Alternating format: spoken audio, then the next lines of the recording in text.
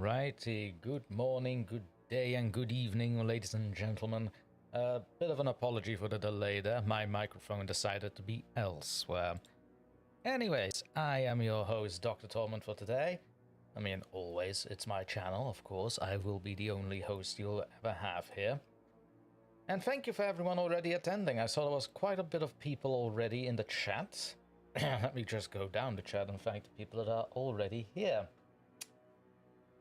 Two people who were there a little earlier, the Pumpkin Memories, aka Isha, hello, bonsoir, how do you do?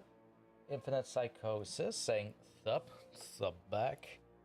Hello, Vici, are you going to read the names with me? Alright, come on, the left. Yay. Here we go, Vici, come on, let's have a looky. Who else is here, Vici? That's it. Cindy, hi. Duchess of Darkness, also hello. Been a minute, how have you been?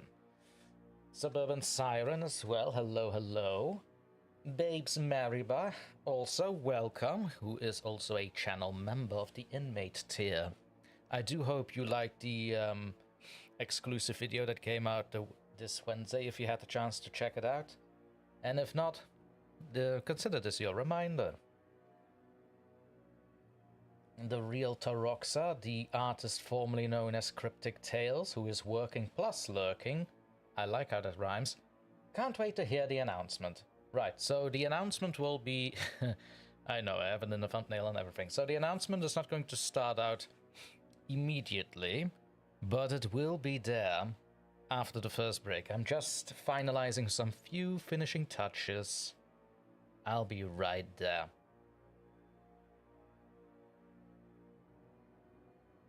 So no worries about that, special announcement will still be here. I'm just finishing some final touches, as I said. Until then, we're having a little bit of a live hangout, reading, whatever. Also put in a optional Q&A. If you have any villain monologues or speeches in mind that you want me to narrate, by all means, I am a lover of all things evil and villainous. Challenge me. Just within reason, of course. The real Taroxa. Well, I'm not going anywhere until 2:43 AM anyway. Oh, that's a painful shift to have, man. Oh. Also, welcome, DLSM and Darkhold. Welcome, hello and hi. How do you do? I think it's either been a while since you joined the stream, or this is your first time. If it is your first time, please be welcome. Hello and etc.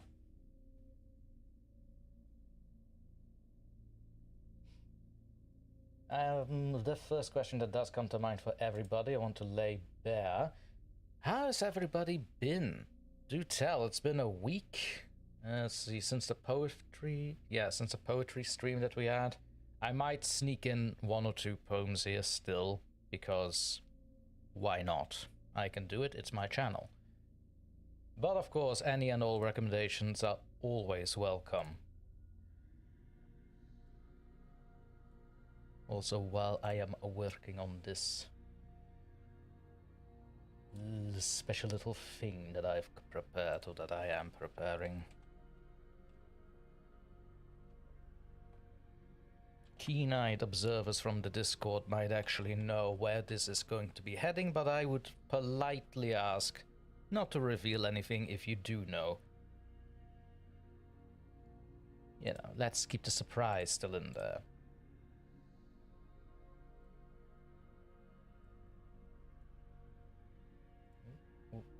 No, I don't want that setting.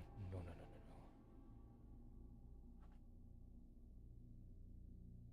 Big Little Jeff asks, how are you today? Oh, I'm doing very fine, thank you for asking.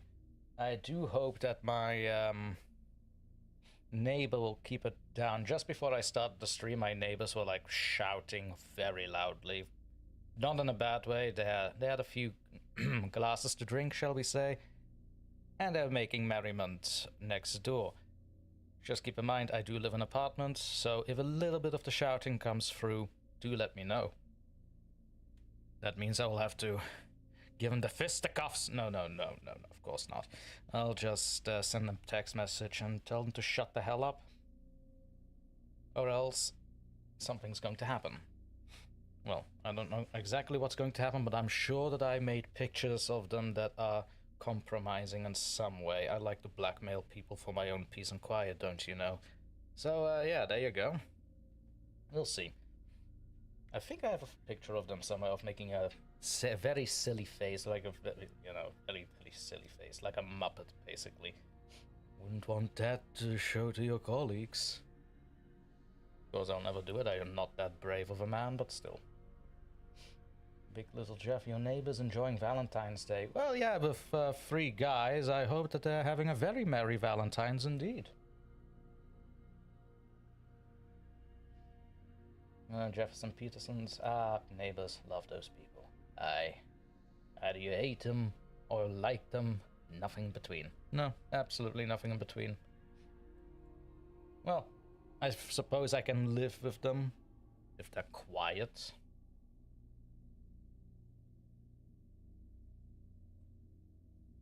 Let's see here. Do I want this in it? No, I do not. No. God forbid. I'm also looking for a story to read, so don't you worry. We'll not be sitting here in silence all the time. But I do have to keep it a little bit short and concise. Like, I'm not gonna read something that'll take like 40 minutes to read, because I wanted to... between every break, I at least count approximately 1 hour. So we do want to keep it a little short. My accent is all over the place today. What is this? In the Creepypasta wiki, something called The Hook. Which does seem a little short. Yeah, sure. Is it too short, though? Wouldn't want that. We need to find a nuance to this. I'm gonna keep this in the lineup. Why not? Now I'm confused of all my buttons. Oh, Christ. Having more than one screen, it'll make it less confusing. I have more buttons that are visible. As beautiful as that is. Not at all confusing.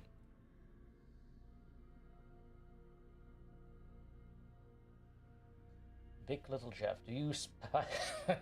Do you spy sometimes on your neighbors? What do you mean with spying on my neighbors? Like, if I see them coming towards the apartment building, yes, because I am not that high up in the apartment. This is like a 3-story building to European standards, right? I'm on the 3rd floor, and sometimes if the gate makes a little bit too much noise to my liking, like I think somebody is rattling it for shits and giggles, I said the S word, doesn't matter. I basically have a look what's going on, and then I just watch until my neighbor is actually in the building, because you never know, of course.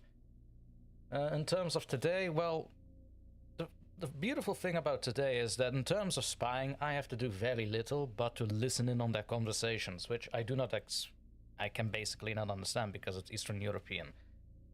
Which language specifically, I do not know, but it does sound... I want to say Czech or Ukraine. No, there's a difference between Czech and Ukrainian in the syntax. Hold on a second. Now I actually need to have a listen.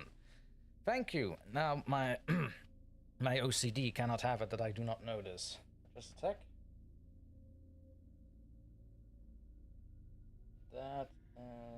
That is Ukrainian. Okay. You might not hear it because I do have noise cancellation on the microphone. So we're gonna keep that on just in case they get a little too loud, but I do believe, let's say with 80% certainty, 20% that I'm wrong, it might be Ukrainian. Otherwise, that's... I don't know why I'm leaning towards Czech Republic. Those languages are vastly different. Doesn't matter. The real Taroxa says, well, I went out with my best girlfriend today to get an ice cream, so this is as a Valentine's as it... Don't worry, Taroxa, now you're on a date with us. You, me, everybody in the chat. It's one big group date. We're just gonna hang around, enjoy a little horror session. Whoops. And that'll be it. Why is my throat so dry? Oh, of course, because I haven't prepared a glass of water.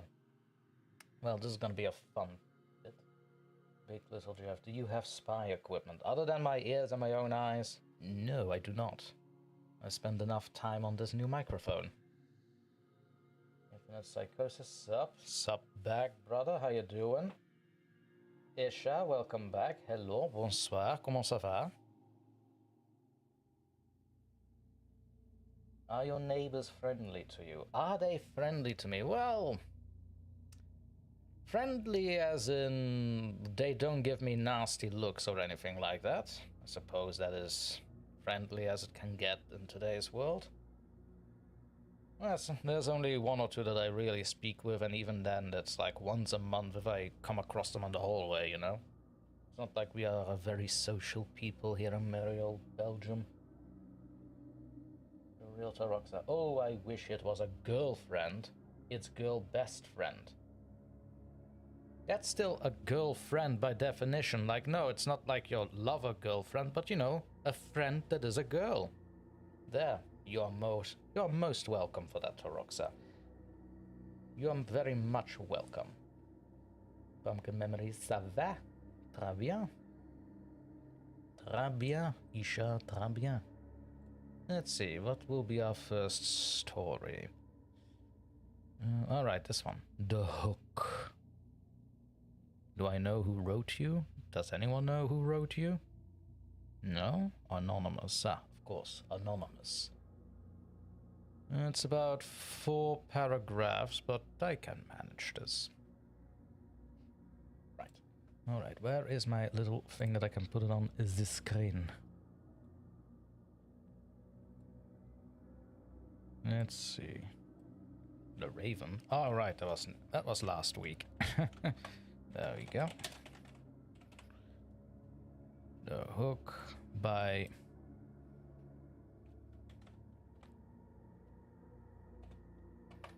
a Unk. For those that are not privy to this, if you encounter somebody that is called Arthur Unk, it's basically a little joke amongst writers, meaning author unknown. It's something I like to throw in every now and again as a fun fact. There you are. You have now been taught. Big Little Jeffs asks, are you Jewish? No, I am not. I am not religious in any sort. But I don't mind it. Jefferson Peterson's. Do you know the Czech Hunter story? The Czech Hunter story. Don't think I am. No, don't think I'm familiar with that one. Hello Naya, how you doing? Also welcome. Did I forget to greet you in the start? Oh, I did. I'm so sorry, Naya. Hello. How you doing? Haven't seen you since last week. Alleycat, hello. You also welcome to the stream. We're about to start our first live reading. So you came in just in time. If I now can find where I put the damn story. Seriously, multiple screens. It's so much easier. Ah, there we are. Okay.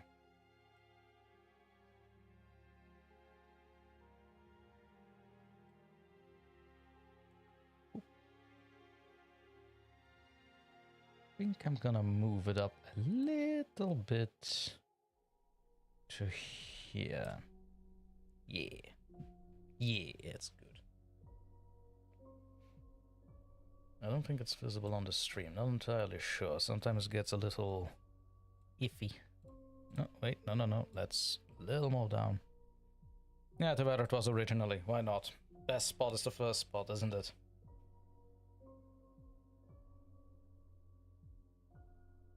Yes, Ali, indeed, you made it. Also, Big Little Jeff, what are we shocking about?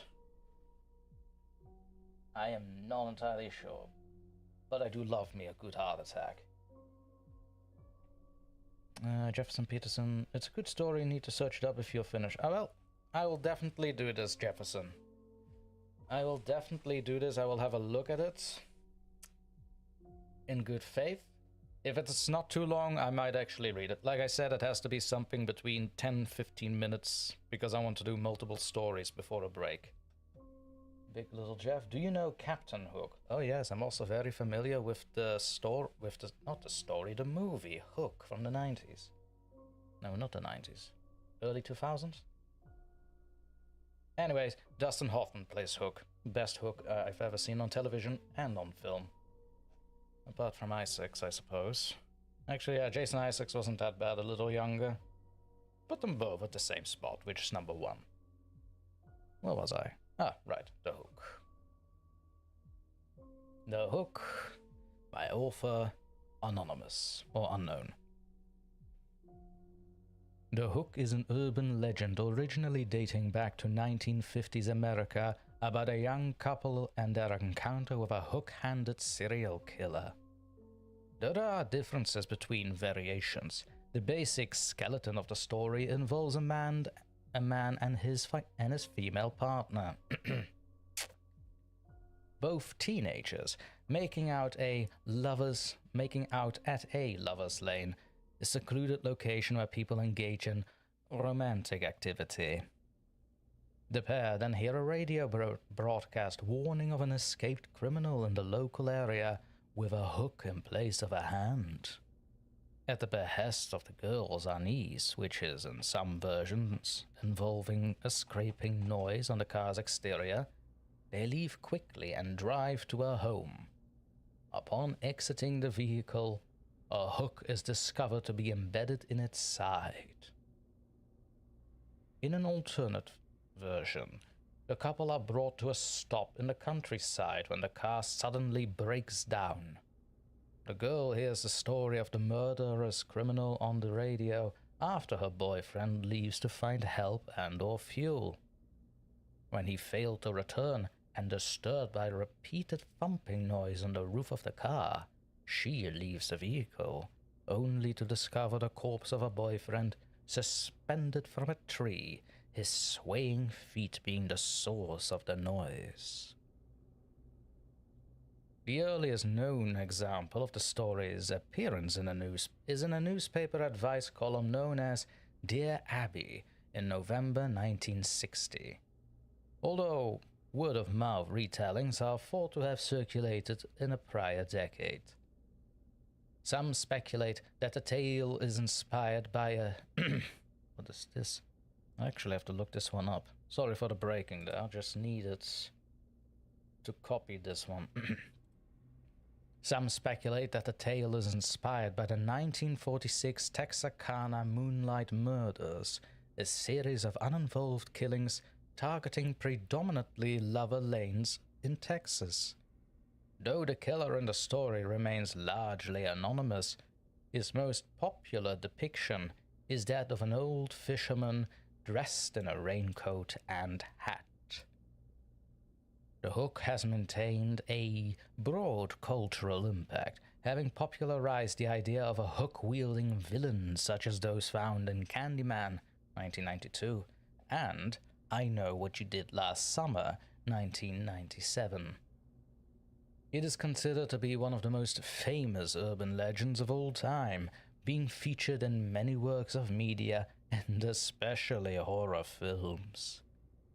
In 2012, it experienced a brief resurgence with the creation of Mandor Hand Hook Cardor, a 4chan troll pasta which satirized the story's tropes and simple plotline.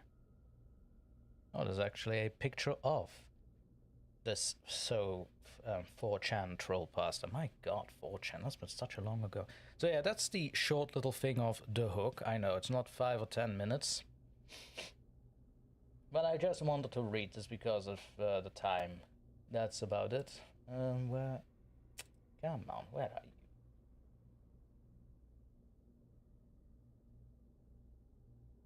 After all, are you, Master Torment? You are asking a lot of different questions, Big Little Jeff. But if it's all the same to you, a bit private. Now, Jefferson did say something about... Where was it again? Check Hunter. Okay, let's have a look at that one.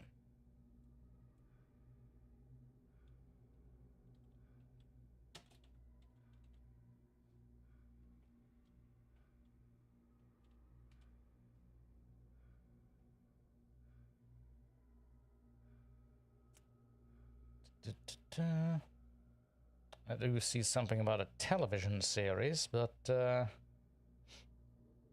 hang on a second.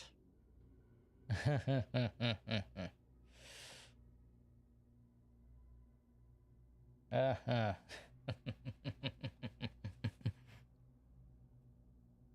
Ah. Realtor Roxa, BRB making a sandwich. Also, I am not going into the Czech Hunter. It is not for the polite audience, shall we say.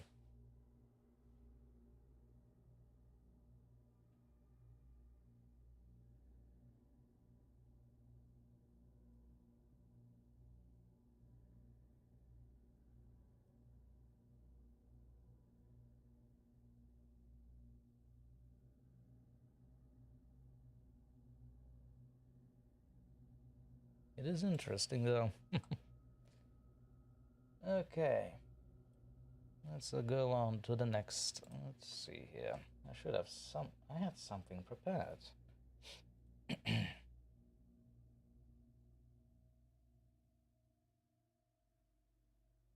Oh, I know you. I know this writer. Ah, right. This is a little longer. Good. Good. Good. Let's get to it. Also, Peterson, I would appreciate it if you would not send me such suggestions anymore. Let's see. Let's go with the... That's the name.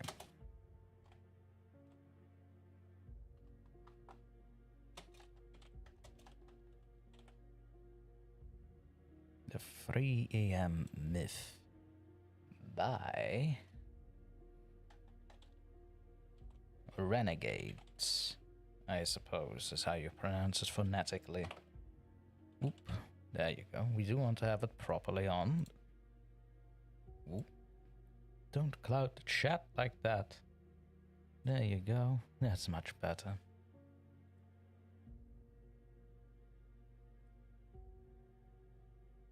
Alright then, our next creepypasta. The 3 AM Myth by Renegaed. It's more of a ritual pastime about dreams and sleep, so it'll be fun. Some people consider 3 AM to be the spirit's time to communicate with us. Others think it's the devil's mark. Some even think that when you wake up at this time, someone is watching you. But if someone were to be watching you, how would they watch you if there were no windows or doors in the room you were in? There are many superstitions for what 3 AM could be. I'm going to tell you the real meaning of this worldwide time myth. While you sleep soundly, you dream. While you dream, you are unaware of your surroundings, unaware what could be lurking in the closet, under your bed, beside you, or under your covers. Your eyes flutter open, and you check the time on either your watch, cell phone, alarm clock, or simply whatever you have lying around that has the time displayed on it. But knowing the time doesn't really matter, right? You rub your eyes and blink a few times, adjusting to the darkness of your room. You hear the sounds of floorboards creaking, the sound of pitter-patter along the ground. I'm sure it's just a mouse, you think to yourself. Maybe it's just a mouse, or a large rat. A very large rat indeed to be making such loud footsteps. You dare not look over the edge of your bed, for you are paralyzed in your fear. You're just scaring yourself. Enough already with this foolishness, you tell yourself. But is it foolishness, or is there a reason to be scared? Are there monsters under the bed, waiting to snatch your feet and pull you under the bed when you get up in the middle of the night to use the restroom or get a drink of water? You do not believe in monsters. Those were stories that your mother or father told you years ago as a child. The boogeyman, Sandman, and other monster stories were just stories to give you a spook, right? Yeah, right, monsters aren't real, you think, and chuckle at your childish fears. But wait, what was that? That pitter-patter of feet seemed to be getting closer. You squeeze your eyes tightly shut as you hear the long, loud screech of your door creaking open ever so slowly. Was that a giggle you just heard? No, of course not. Mice don't giggle. Neither do rats. You're being delusional. You open your eyes slowly and stare at your ceiling. There is movement under your covers. The covers that you stay under to provide you warmth and comfort. It's moving towards you slowly in a crooked fashion. It looks as if it's limping beneath the blankets. You are frozen in terror, afraid to move or else you might give away your location. You feel something tugging at the loose clothes that you wear. Oh Jesus, what's that? You yank away the covers and throw them to the ground and gasp at what you see. The creature is lopsided, grotesque in a way that makes your stomach turn in knots. It wears torn fabric that looks like it's hundreds of years old. It tilts its head to the right and gives you a crooked smile. Its dark eyes without pupils stare at you, unblinking. You slowly begin to push yourself up into a sitting position, backing away from the creature. This doesn't seem to bother it, though. It simply limps closer and closer to you until it has reached your leg. It pulls itself onto you and begins to crawl slowly, oh so slowly. It bears that crooked, toothy grin. Its grey skin hangs from its bony body. It smells horrid. A smell you've not come to face before, but you know this smell, even without having smelled it ever before. It's the smell of rot. But not like any rot. The stingy scent of rot, flesh and blood. What are you going to do? You think and lick your lips, eyes wide, not removing them from the creature. It's still inching its way up your body, coming closer and closer to your face with each limping step. You take in a deep breath through your nose and then release a scream so loud you think you have popped your own eardrums. The creature suddenly jerks its head towards the door and lets out a murderous cry. It quickly limps to the edge of the bed and jumps, landing to the floor with a thump. It rushes out the door and disappears into the dark of the hallway. You see, 3 o'clock in the morning is when the little things come out to play. When the little things decide it's your lucky day. When the little things show themselves. But don't let this deceive you. The first time you see them is almost certainly the last. You are lucky if you can get away safely. I cannot tell you how to deal with the little things, for they are everywhere. In every home, every hole, nook and cranny your house has. How many you have in your home is not a question answered easily. All I can tell you is that there are many. They study you, and then they plan your demise. No wonder they reek of death. And there we have it, the 3 a.m. myth by Renegaed. That was actually a fun one. I might actually store this one to make a video out of later. Where is the... Does Renegaed have an email? I want to contact them. I'm just gonna favorite this one. A nice little story to work on in between.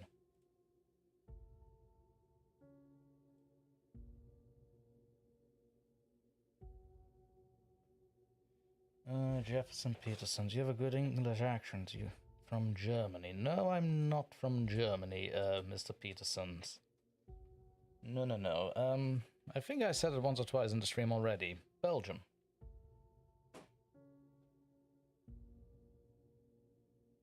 Thank you, Isha. Thank you. Cindy sending cat emojis. Oh, were the cats singing the song of their people? Did I miss that? Gonna love the noise cancelling phones.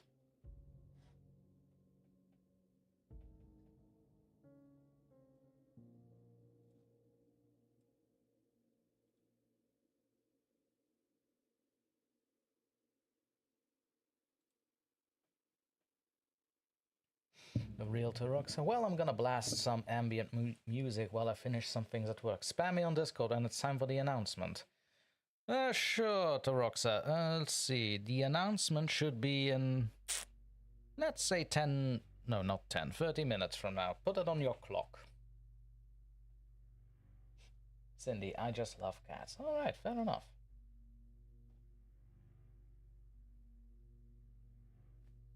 Let's see. I should have another one on the docket. The realtor. 30 minutes. Next time I should not be correcting myself. I'll just make it difficult on purpose. That's actually not a bad idea. Note for later. That is a note for later. Ooh, I do have a little something. It's not as long as what we've just read, or well, I've just read. Let me have a looky here.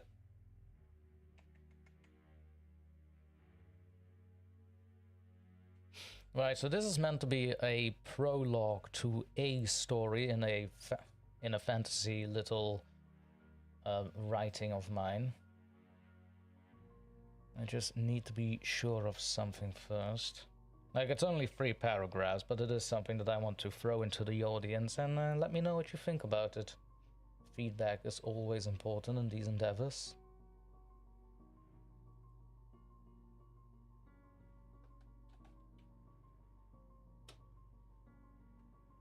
Let's see.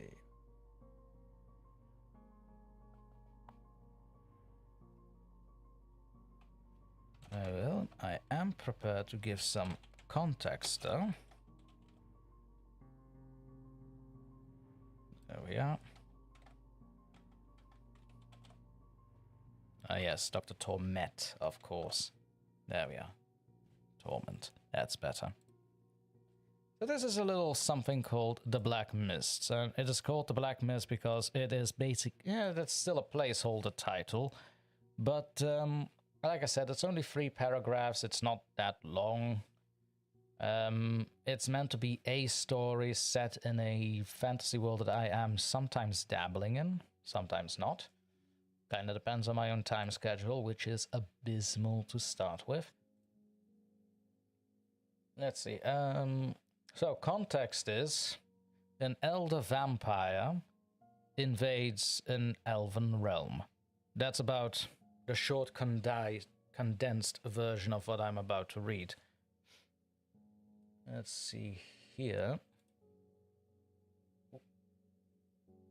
Now the cat says, I have 3 cats. I love the big fuzzy butts. They are great pillows. They are, aren't they? Cindy says, oh yes, Copper and Penny, how are they? Alley cat, oh nice, Cindy. I got Duchess, Morgan, and Wenda. 2 girls and a boy. Oh my. I'm gonna guess Morgan is the boy, Allie.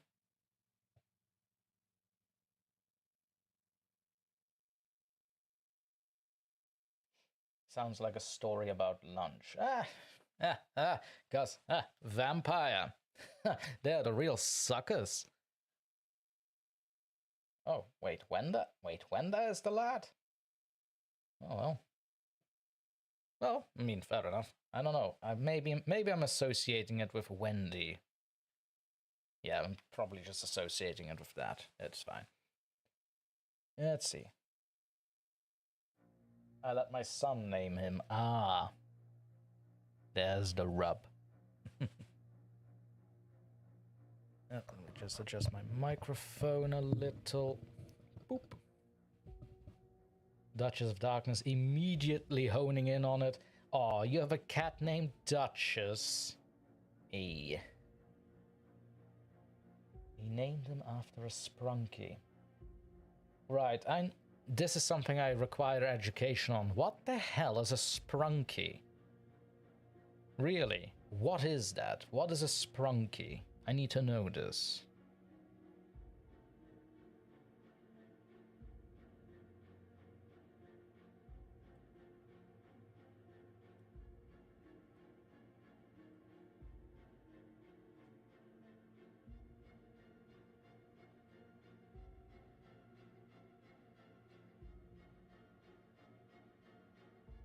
Ooh, where's my live stream? There's my live stream. They are musical creatures that change form. Wait, really? Musical creatures that change form? Why have I never heard of this? That sounds amazing. I like music and shapeshifters. Wait, hang on. Which mythology is this, Ali? Is this Norse mythology? Is this from Bramble? No, surely it's not from Bramble. No. No, I would not be surprised that there would be a Nordic mythological creature called a sprunky. But then again, that's just me.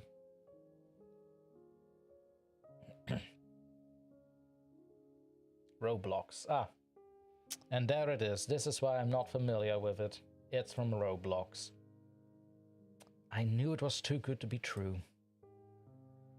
Alas. Well, speaking of alas. Where did I put that store? There we are. Again, the Black Mist, it's something I wrote up, and it's not that long, right? Like I said, it's about 3 paragraphs. It's more of an introduction to a vampiric villain, and you'll see. It's called the Black Mist because this particular vampire disembodied himself, so he can basically mass feed on entire villages as a Black Mist. So consider that a little bit of added context, and let us start. The Black Mist, written by yours truly. Mist is not supposed to be black and thick like blown soot from a chimney, yet there it was, rolling over the once verdant hills into the serene settlement, now drowning in panic and dread. Flames engulfed the tree-grown dwellings, brought on by knocked lanterns and torches. Some of the guards caught in the... Is that a right sentence? Some of the guards caught in them as the... some of the guards were caught in them as the levers and metal of their mails seared into their flesh. Winds as strong as storms blew in defense, chanted but what few of the elders remained. The mist rolled on. It cared not for ages or races. It cared not for where or who. It just consumed. It devoured. It made them choke within the unliving darkness, and left their drained, hollow bodies behind. Soldier after soldier, parent after parent, child after child. Their taste was euphoric, an aphrodisiac for something that felt nothing for ages. It ate its fill and gorged on all within caught in the darkness. In vain, their elders tried heralding the sun before its time to usher in an early dawn and vanquish this darkness back to its abode. And the mist rolled on. These elders made their decision, They thought the glory of removing a chosen child of the dread lord from existence would be their legacy. Such was the arrogance of her favorite worshippers, enslaved by their beliefs and shackled to her protection, never once considering it was one of their own that invited the first of the chosen. By divine law, Elan cannot be entered without invitation, as it is for all realms in the esoteric domains. Yet after all this time and bliss, a horrible black spot would forever mark this golden land on the maps. And finally, the chance dimmed as did the light in their eyes. No more screams, but those from howling spirits left bound to the land. The scattered bodies would find a new purpose soon. At last, the arrogance of the elf folk was useful. Mourning wept for the souls and lives lost. Mulets condensed the cursed grounds and woodlands forevermore. This was a drooling feast, and the mist rolled on. There we have it. Like I said, it's nothing too long. It's just like a short little intro I wrote, I think about a month or two ago. Michelle, if you're watching this stream a little later, it was around the time that we met. Back to the chat. I found a minimal pic of the core characters and Discorded it to you. Oh, right, I have a Discord. I should really start checking the Discord more and more, but usually I only log in to have a look at what's going on and then just stay in the meme section. There we go. Oh, Sprunkies are characters. Okay, now I get it. Alright, thank you for the education, Alley Cat.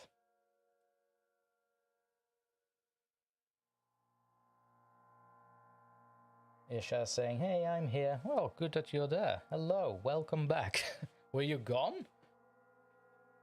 Surely not. Isha, you weren't gone, were you? Did you just up and abandon us? Oh, no. Isha, we did not expect this from you. I mean, I did. I mean, after all, I do expect the French to do this. But usually while waving a white flag or something. Let's see, where is... No, not that. Let's not do that. No. Not this one. How about you? You have a fun title.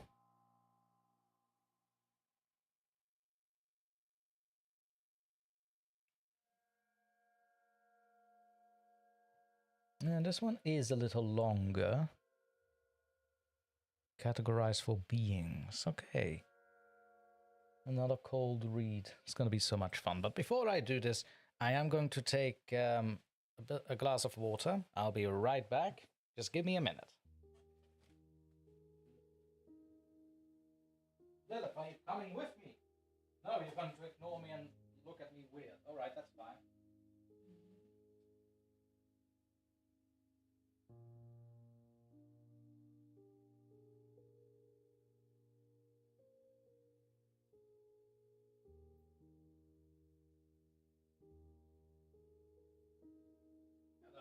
Princess.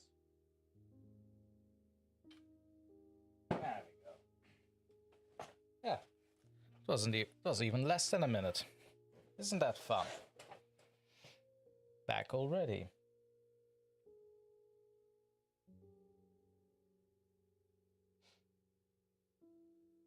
The white cat-looking one is when the... Oh, right, the Discord. I forgot. Ah, okay. Once again, thank you, Alicat, for the education in Roblox I received. Thank you very much for that. Oh, snap. I am a different kind of bread, huh? I'm sorry, Isha. I'm so sorry. Let's see. French bread. I like sweet French bread, says Alley Cat. At least the kind the Americans make. Ellie, I'm going to educate you now on something, right? If the Americans made it, it's neither French or anything else, all right? It's American. Americans have their own way of making things that has nothing to do with the kitchen they try to imitate. Like, you have no idea how many times, you'd have no idea how America basically ruined the Italian cuisine for me. I'm half Italian myself on my father's side, and if I have to hear one more time that garlic is a staple Italian garnish, it is not. It is not. My God, go to the south, throw some garlic in the food there. You will never be found again. In the north, it's somewhat more tolerated, but you know, that's the north. They're basically snobs like that. But yeah, still, it's not a common thing in Italy. It really isn't. I've been there several times. The garlic is, you can ask for the garlic, just expect a sneer to be directed towards you, like you're asking pineapple to be put on pizza. They'll get a little riled up. It's not a thing. It's mainly popularized by American media and stuff like that.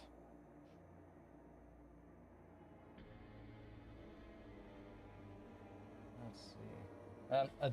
That said, I'm not against garlic myself. Like, I like garlic in my dishes every now and again too. It's just not constant. I don't know, somehow it got a reputation that it's something that must always be added in an Italian dish. No. No, you don't. Completely optional. It's not a must. You can enjoy food without having garlic in it. Still delicious if you do, though. Isha, if the American made it, it's not made. If the American made it, it's not made by Americans. I mean, somewhat true. I don't know. Yeah. I'm not here to bash on America or something like that. I want to make that completely clear. If I do, it's mainly in good faith and jesting. It's just a joke if I do. But hell, I'm European. I make jokes about European countries myself. I make fun of Belgium and I live in Belgium. Trust me. Whenever I make fun of a country, it's just fun. It's not to be taken seriously. I mean, garlic is in every recipe in spaghetti. I mean, spaghetti. To be fair, spaghetti is how we say it in Flemish Italian slang. There you go. It is in every recipe.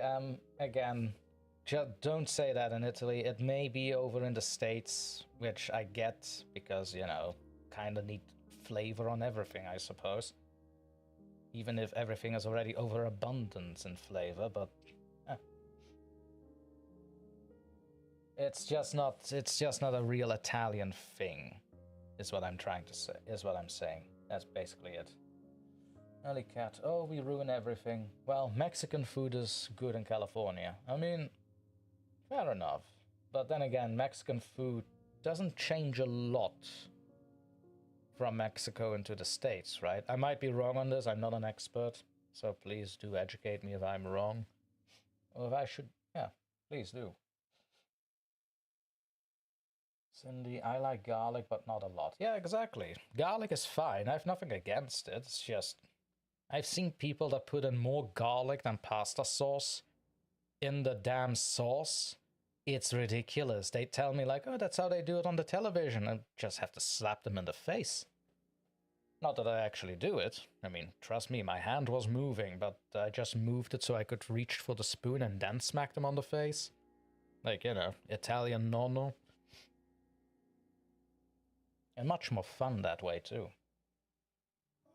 Alley Cat, very true though, and as an American I accept it wholeheartedly. Yeah, that's fine, by all means. It's more of a personal preference at that point, right?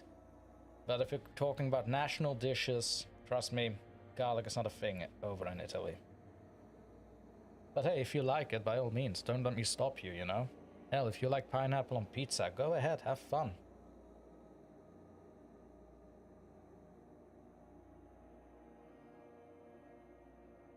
Alla olio, yeah. Yeah, that's basically garlic oil, what that is. That's basically garlic oil at that point. That's right. Alia, olio e peperoncino.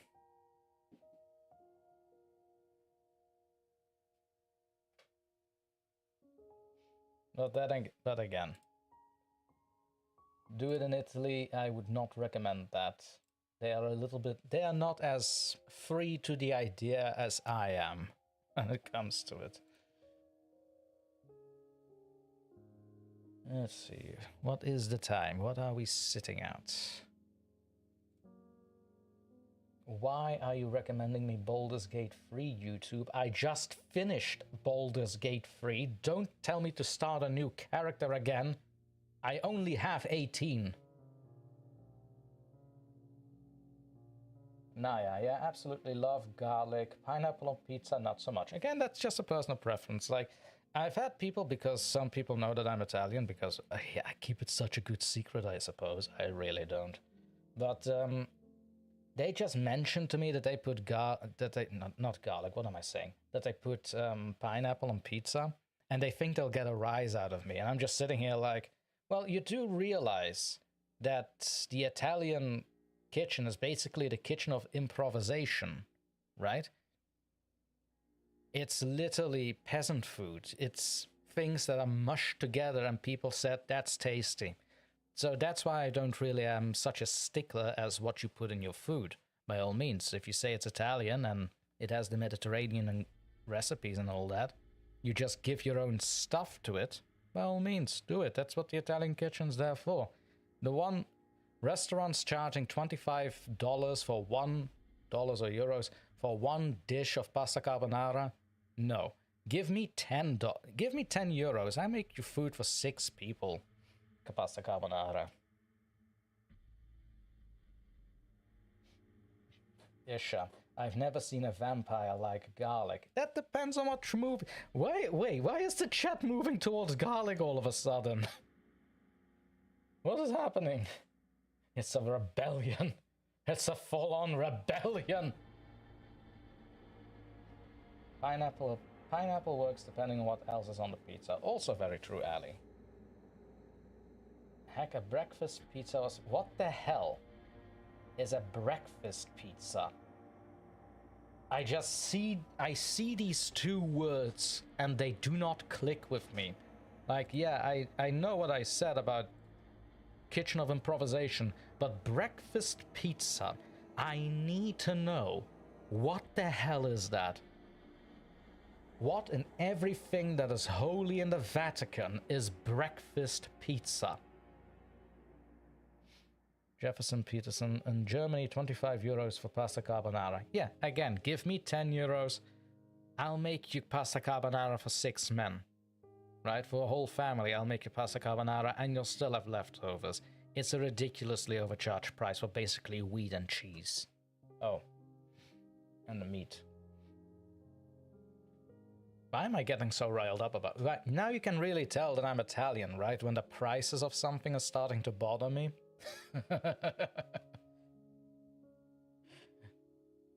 Isha, what in the... Oh, and what in the everything with the Italian hand emoji? Naya, pizza for breakfast. It's fine. Yeah, I suppose it is fine, Naya, but what is it? What is it? I will not do my announcement and the break time until I know what the hell breakfast pizza is and what's in it. I need to know this. I refuse to jujule it because jujule has enough of my time already.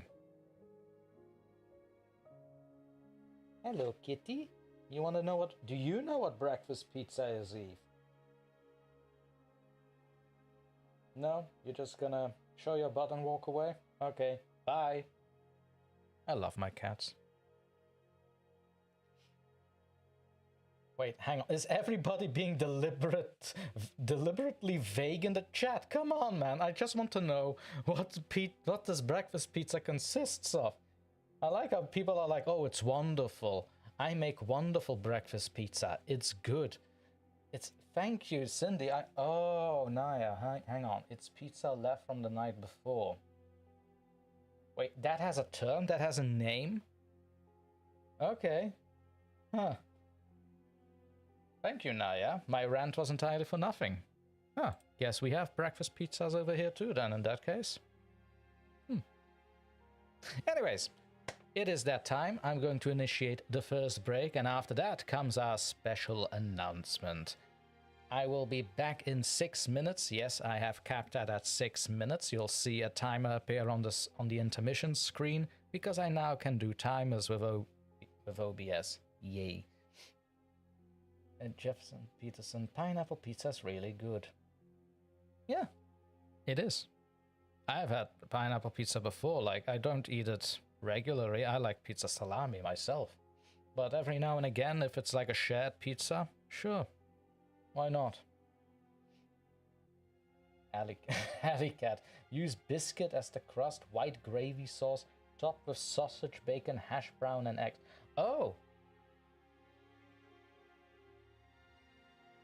Oh, Ali, really?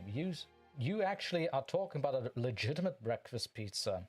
Okay, you know what? I'm gonna save this. I might want to use this recipe. There we go. Copy. Where are my notes? I told you how I made mine. Really, Cindy? Oh, yeah. Oh, all right. So I'm sorry, Cindy. I saw Alley Cats pop in there.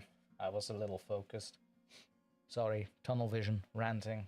Mine has a hash brown crust with scrambled eggs and sausage cheese on top. Okay, okay.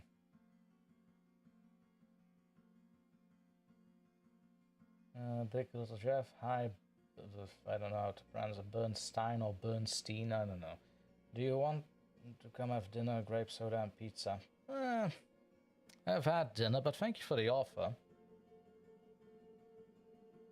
And yes, my family likes it a lot. Again, sorry, Cindy, that I didn't see yours first. I was a little bit in the tunnel vision there.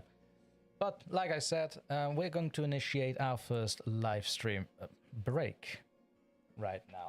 So I'll be back in 6 minutes. And until then, well, I'd suggest get your drinks, get some new snacks, because I do have a major update to share. Be back in a bit.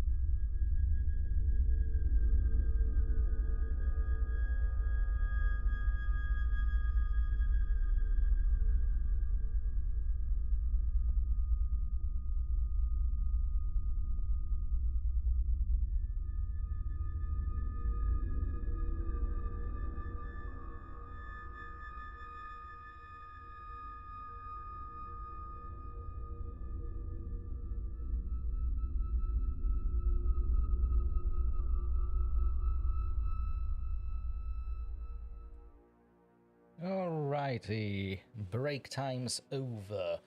Now I hope you got everybody drinks. Everybody has their refreshments. Hello, welcome back to Roxa. My god, right on time. Gee, that's a good man. Good, good. Absolutely. Mimosa. Oh, Mimosa has been a long time. That's been a very long time. Also, hello, Jack. How you doing? Oh, you've got an important assignment due, so you'll be lurking. That's fine. I welcome everybody in my house of torment. How's everybody been? Everybody got their drinks, refreshments, their food, their snacks? Everybody ready? Because I have something important to tell. No, wait, what is this? Who are you? What is that? Weird little noises coming from my laptop. That always spells... Certainly that shall not be disaster. Alrighty. The big update. Let me just put that on. I don't want to put that as a text on the screen. How do I do this? Where are you? You. I want to add another U. How do I do this? Fine, I'll add source. God damn, OBS, you're being difficult with this.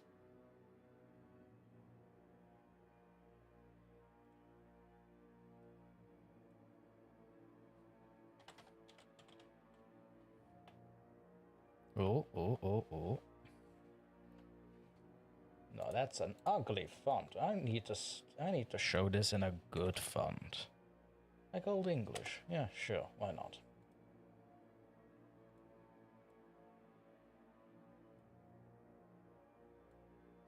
So, the big announcement.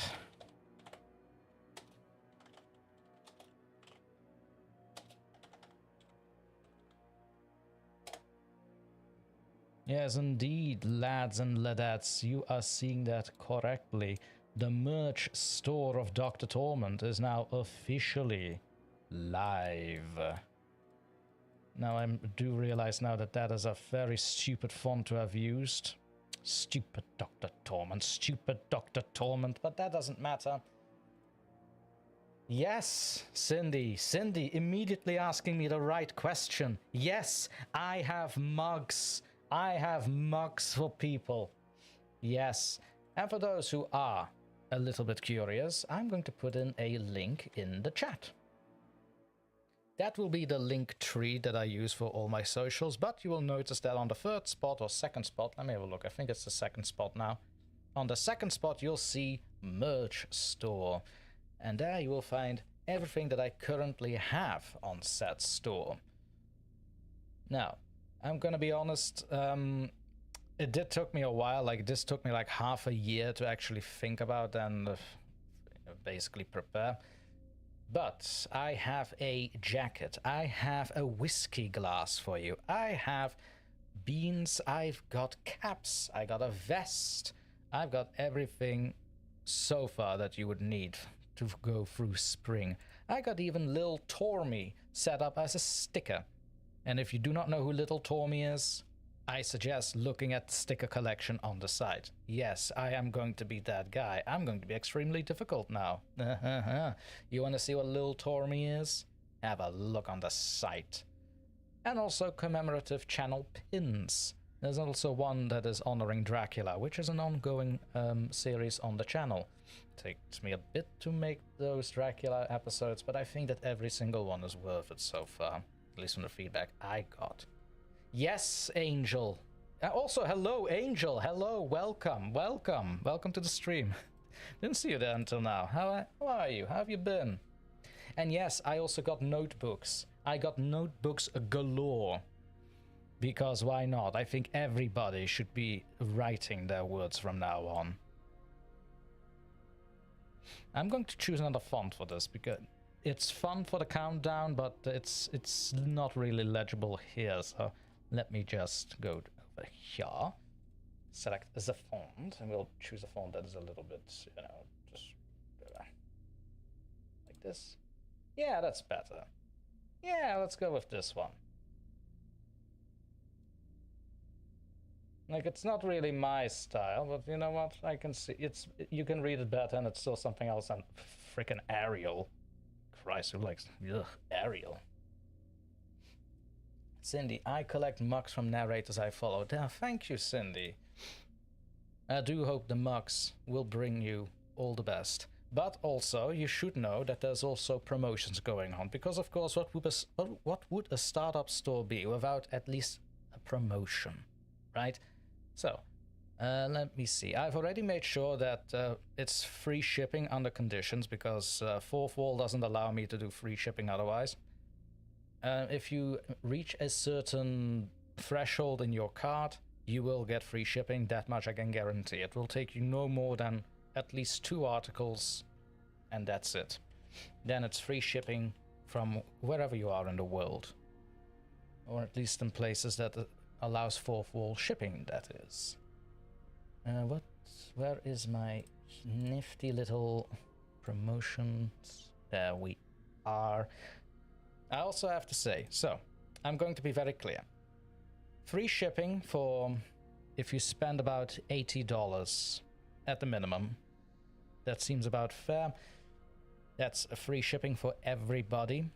That is not a one-time thing. It's not a one-time code or anything. No, that's just a rule. As soon as that threshold is, as soon as you get to that threshold in your cart, you will get free shipping for your entire order. It is auto-applied. See that as my little gift to you. But I also have a store launch code. Now, I hear you thinking, what the hell is a store launch code, DrTorment? Well, let me tell you what that is. Shut up, let me speak. So, also an auto-applied promotion for the next 2 months. That means, from now until... Whoa, I've forgotten my months there. From now until the end of April, that is April the 30th, you will have a 10% discount on your entire order. So that is free shipping and 10% off of your entire order for the coming 2 months. Why? Because, you know, it's already a difficult world to live in. I don't need to add to that.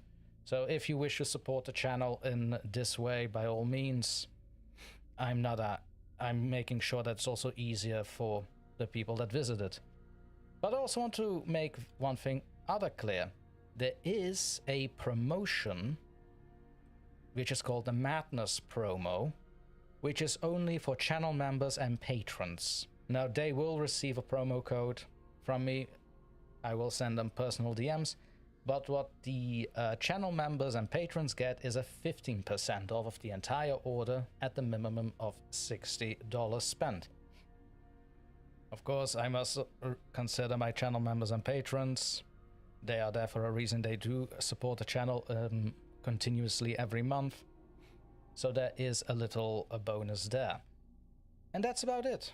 Really, that's about it. That's all you need to know for the 2 coming months. 10% off of everything of your entire order.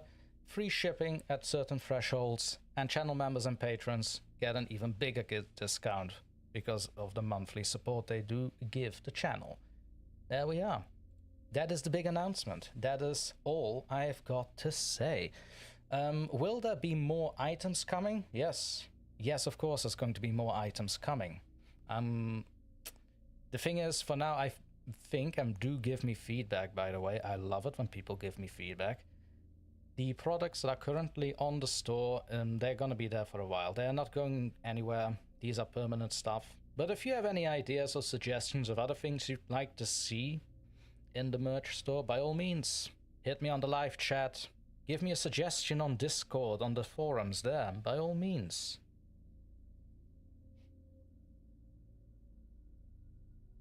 I am always open for suggestions.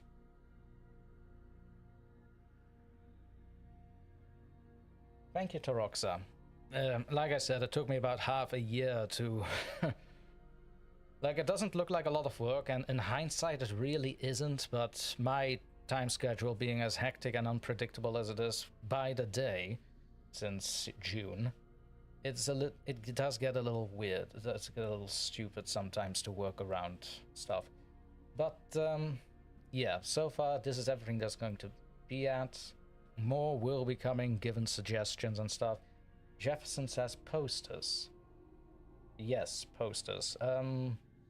Thinking about that, posters will only be included once I've got commissions done from actual artists. So once actual artists... RGB lights of your logo. That's actually not a bad idea. I'm not entirely sure if Fourth Wall has that in their stock, but I'll definitely have a look after the stream, Jefferson. Thank you for that. Thank you for that idea. Cindy likes the mug. Yeah, thank you, Cindy. I think I have several mugs. But yeah. At any rate, where was I? Something, time schedule. No, I already mentioned that. Ah, my short-term memory comes back to torture me. How fitting. Suburban Siren, I can recommend an artist for poster art, that's the one. So I want more commissions done by actual artists that I can also use for a poster. Like the one that I use right now on the screen, that's not meant for a poster. Like there's an agreement that has been made. There was a contract. This is not for commercial use, basically. Right, this is just for me to use here and nowhere else. There you go. So no, this won't be on the posters. But that said, like I said, I was in talks with Ladies Bucaria and several other creators that have given me a list of names of artists that I will be contacting, and maybe in due time posters will arrive as well. I cannot guarantee when, because this will also depend heavily on my budget that I can spend, and I do know that basically I like oil painting kind of stuff, right? And those tend to be costly, so say about 150, 200 euros for a portrait, right? Jefferson Peterson's Why Not ChatGPT? Is that a joke? I'm not going to... Let me be very clear on this. While I recognize the uses of AI, especially if there are time constraints and budget constraints, I will never for the life of me start charging people for AI art. Simple as that. And it's not creating anything, it's basically taken from other artists and morph it in a way that's either unrecognizable, at least to the untrained eye. And yeah, in the long term, if I start doing that, it is disingenuous and it comes close to morally wrong if I start charging people with AI stuff. That's where I draw the line though. Like, by all means, if you use it in private, do whatever you want. I'm not here to tell you how to dictate your life like that, right? If you like using it, if anyone likes using it in their own private time, by all means, you know? But start charging people with it, saying that it's your art, or my art for that matter. Like, if I ever did this, if I ever did ChatGPT and start charging people, say, $5 for, hey, look at this thing that I made, I expect to be cancelled. I seriously expect you guys to cancel me, by all means. Like, and again, I understand that when it comes to budget and time, you need to fill something quickly in something you're doing, by all means, you know? I can completely sympathize with that. But charging for it is where I draw the line. Morally wrong, is what I say. That's it. Once again, not here to dictate how to do it in your own private time. By all means, if you have fun, you have fun. I'm not here to take away the fun, but that is just how it is going to be on my side. If I'm going to charge anything art-related, it's going to be made by human hands, with an understanding from said hands. Simple. Let's see. I had another story ready. Where did I leave you?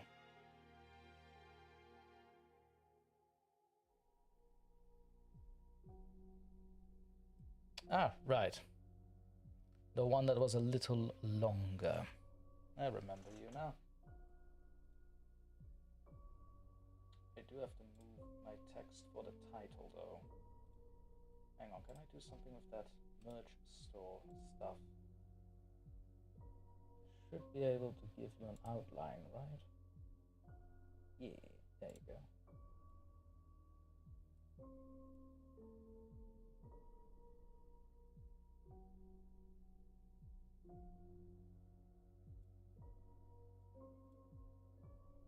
move this one up here. Still visible, I dare think. Yeah, there we go.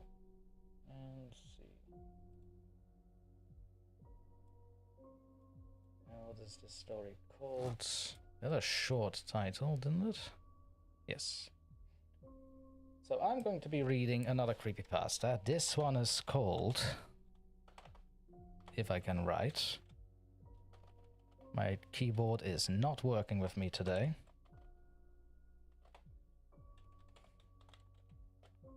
Keyboard, I will be very, very violent if you do not work with me here. There you go. See, it wasn't that hard. There you go.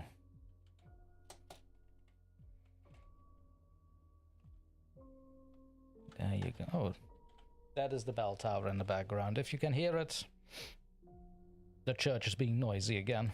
Oh, my poor head, my ears. Oh, no. Let's see, this one had an offer I saw. So once again, regarding the merch store, if you have any suggestions, like Peterson gave me with RGB lights and the logo and the posters, by all means, feel free to give them. By capital letters. There we go.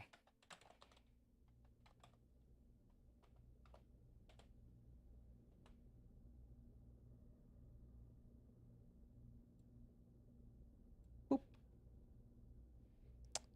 This one is called Skinned Terror, written by FoolKingJotun. Oh, Jotun.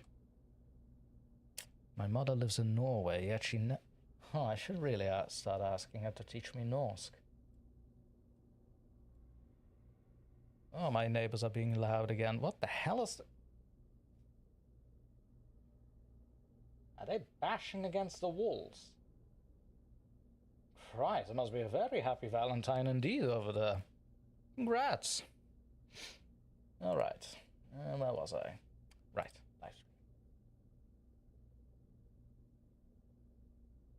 House of Jen was just popping in to remind you about the merch store, T. Well, Jen, it is live. There is a link in the chat that goes to the link tree. In fact, now that I'm here, before I start reading this, I'll give the chat even the direct link to said merch store. Just a second. There you go. Got back to my event. Bye. Oh, right. Jen had an event over at her server. Forgot. Yeah, I basically told Jen to remind me of the store because I tend to forget these things. That is also a factor of why it took so long about the merch store to be live. I simply forgot. That is what kind of a clutter brain I am in private. Someone getting married. Well, again, there's like 3 dudes in there, so as far as Valentines go, I suppose that they are very, very happy right now. I do believe that is the... Yeah, it's just way too much alcohol, I think. 3 single dudes hanging out together because they have no girlfriends. I wish I had some people to hang out with. Oh, wait. Hello, you guys. How are you doing? I do have people to hang around with and do the things I like reading horror stories and creepy pasties. I don't know what that accent was, please don't ask me. But I will own it.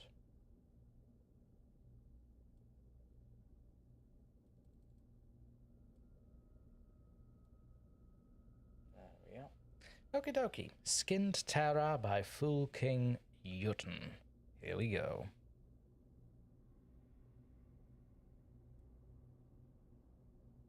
Looking from within the woods, I could see my ex-wife's Camaro parked outside of what used to be our house.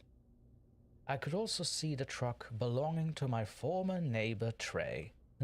Alright, starts out with about a neighbor. That turns beautiful. The signatures on our dissolution paperwork were not even dry yet, but at this point better him than me. I could deal with her taking the house and me not even getting a chance to fight for what's mine. I made mistakes, mistakes I'm not proud of, mistakes that had led me to drive all the way out to what used to be our home after a few drinks too many. Funny that they also mention a few drinks too many and neighbors. You hear that, neighbors? Drinks. Wish I had some.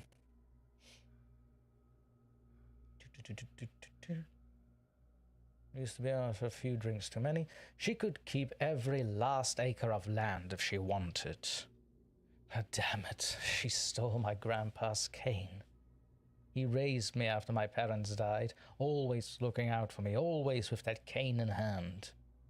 When she kicked me out, his cane had gotten left behind, mixed in with everything she had decided was now hers.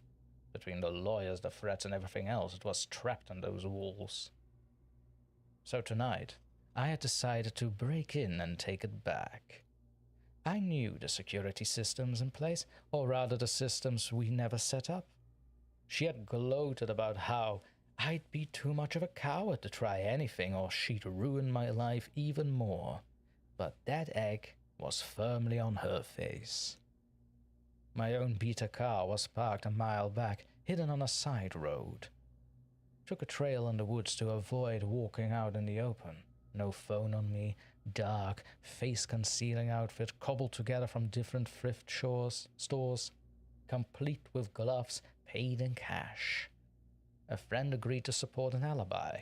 I'd get in, break some junk, take some jewelry, and make it seem like the cane was just a target of opportunity. Seeing Trey truck along that woman's only gave me a momentary pause. That just meant they'd be distracted.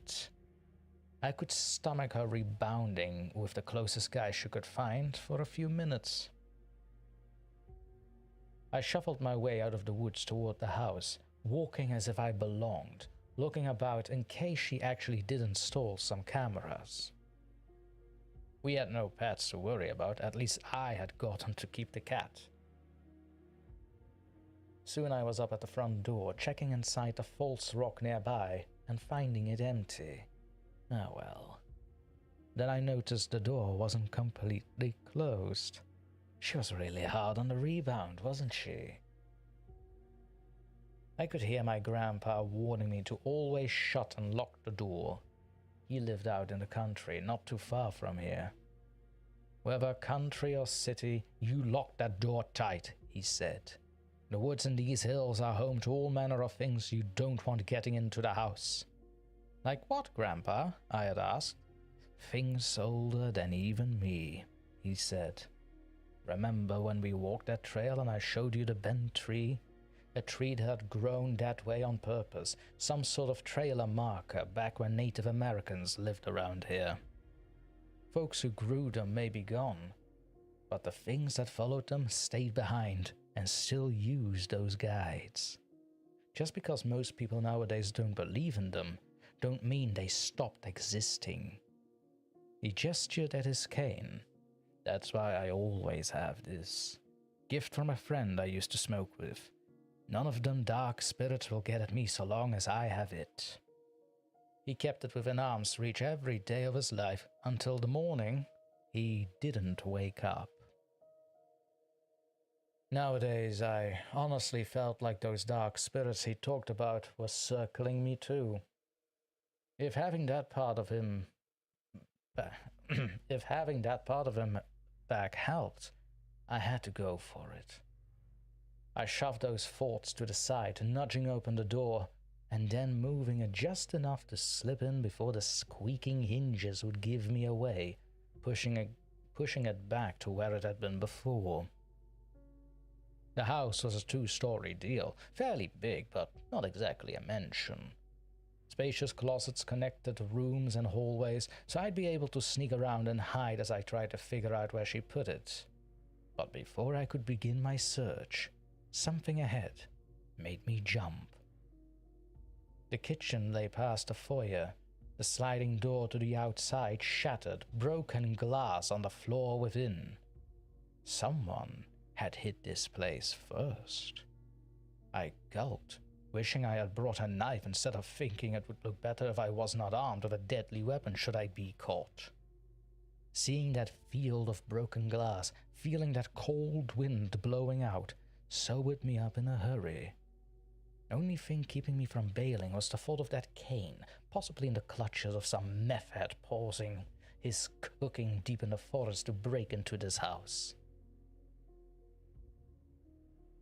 Screw making it look like a coincidence. Grab the cane, get out. How on earth did my axe and tray not hear this, though? Acoustics were awful in the house, sure, but they must have been really absorbed with each other in order not to hear it. I focused on searching through the closets on the ground floor with as much stealth as I could, listening for any stray footstep that might reveal one of the current residents or this mystery vagrant approaching me. Nothing found, nothing heard. Perhaps I had fallen asleep and the other person was already gone, having taken the silverware or something to fence at a pawn shop. I cursed under my breath. It wasn't on the ground level. I'd have to risk going upstairs and disturbing the two lovebirds. I did my best to convince myself they were the only ones I'd find up there. I moved over to the staircase that led upstairs to the bedrooms, becoming conscious of a stench that turned my stomach. That unmistakable metallic odor, only growing stronger as I tiptoed up the steps, body tightening with each slight creak and groan of the wood. First, it was hope that kept me going up. Then, I wasn't able to tear my eyes away as I reached the top of the stairs. Little sip.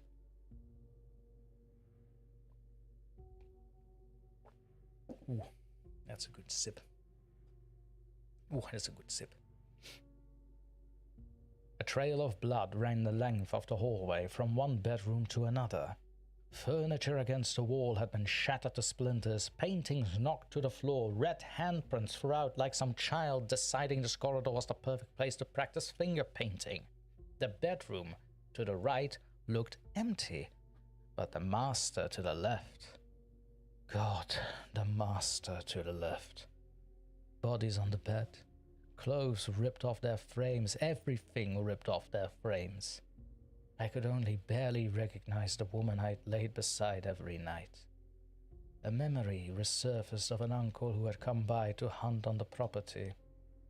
He had dressed his deer while still there, and said I could watch. I had been interested in hunting then.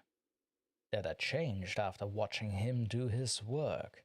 And even from this distance, I had to struggle to keep the contents of my stomach down.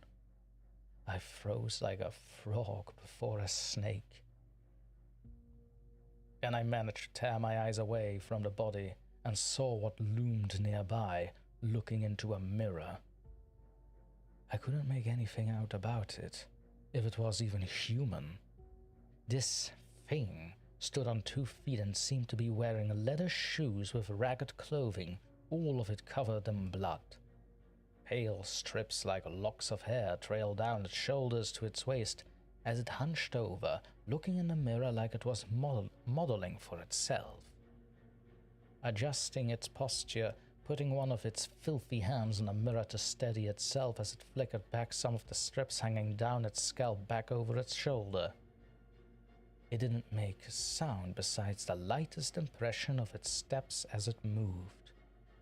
It turned to the bed, grabbing something and wrapping it around its neck like a scarf, something the same color of those strips. I gagged when I saw the face staring at me, torn off the skull it had been meant to be on, barely recognizable if not for the beauty mark just beneath the left eye socket. The beast stopped moving, the air in the house dead. My heart nearly stopped as its head angled to look behind itself in the mirror. A pair of massive, bloodshot eyes locked in with mine. A deep, throaty growl crawled its way out of the thing's mouth before it pushed off the mirror, shattering it as it turned around and charged, strips of human flesh that had been affixed to its scalp flowing as it rushed at me. I darted down the hallway from it, reaching the other bedroom, slamming the door shut and locking it. The thing collided into the door a few seconds later, letting out another hacking cough of a yell as it slammed a fist into the wood, the entire door trembling from the force. I stepped away, turning towards the closet and sliding it open while trying not to slip in the puddle of blood spreading from under the window. A broken cell phone lying in the fluids. I'm not sure which poor soul it had been, but she or Trey had tried to get outside and had clearly not been thinking straight as they had tried to work the lock on the window. Even if they had gotten to open it. There was a steep drop down, whatever this thing was, no way it would have any qualms of jumping right after them. Even now, it still tried the door, me struggling to keep myself together as I heard the wood start to crack.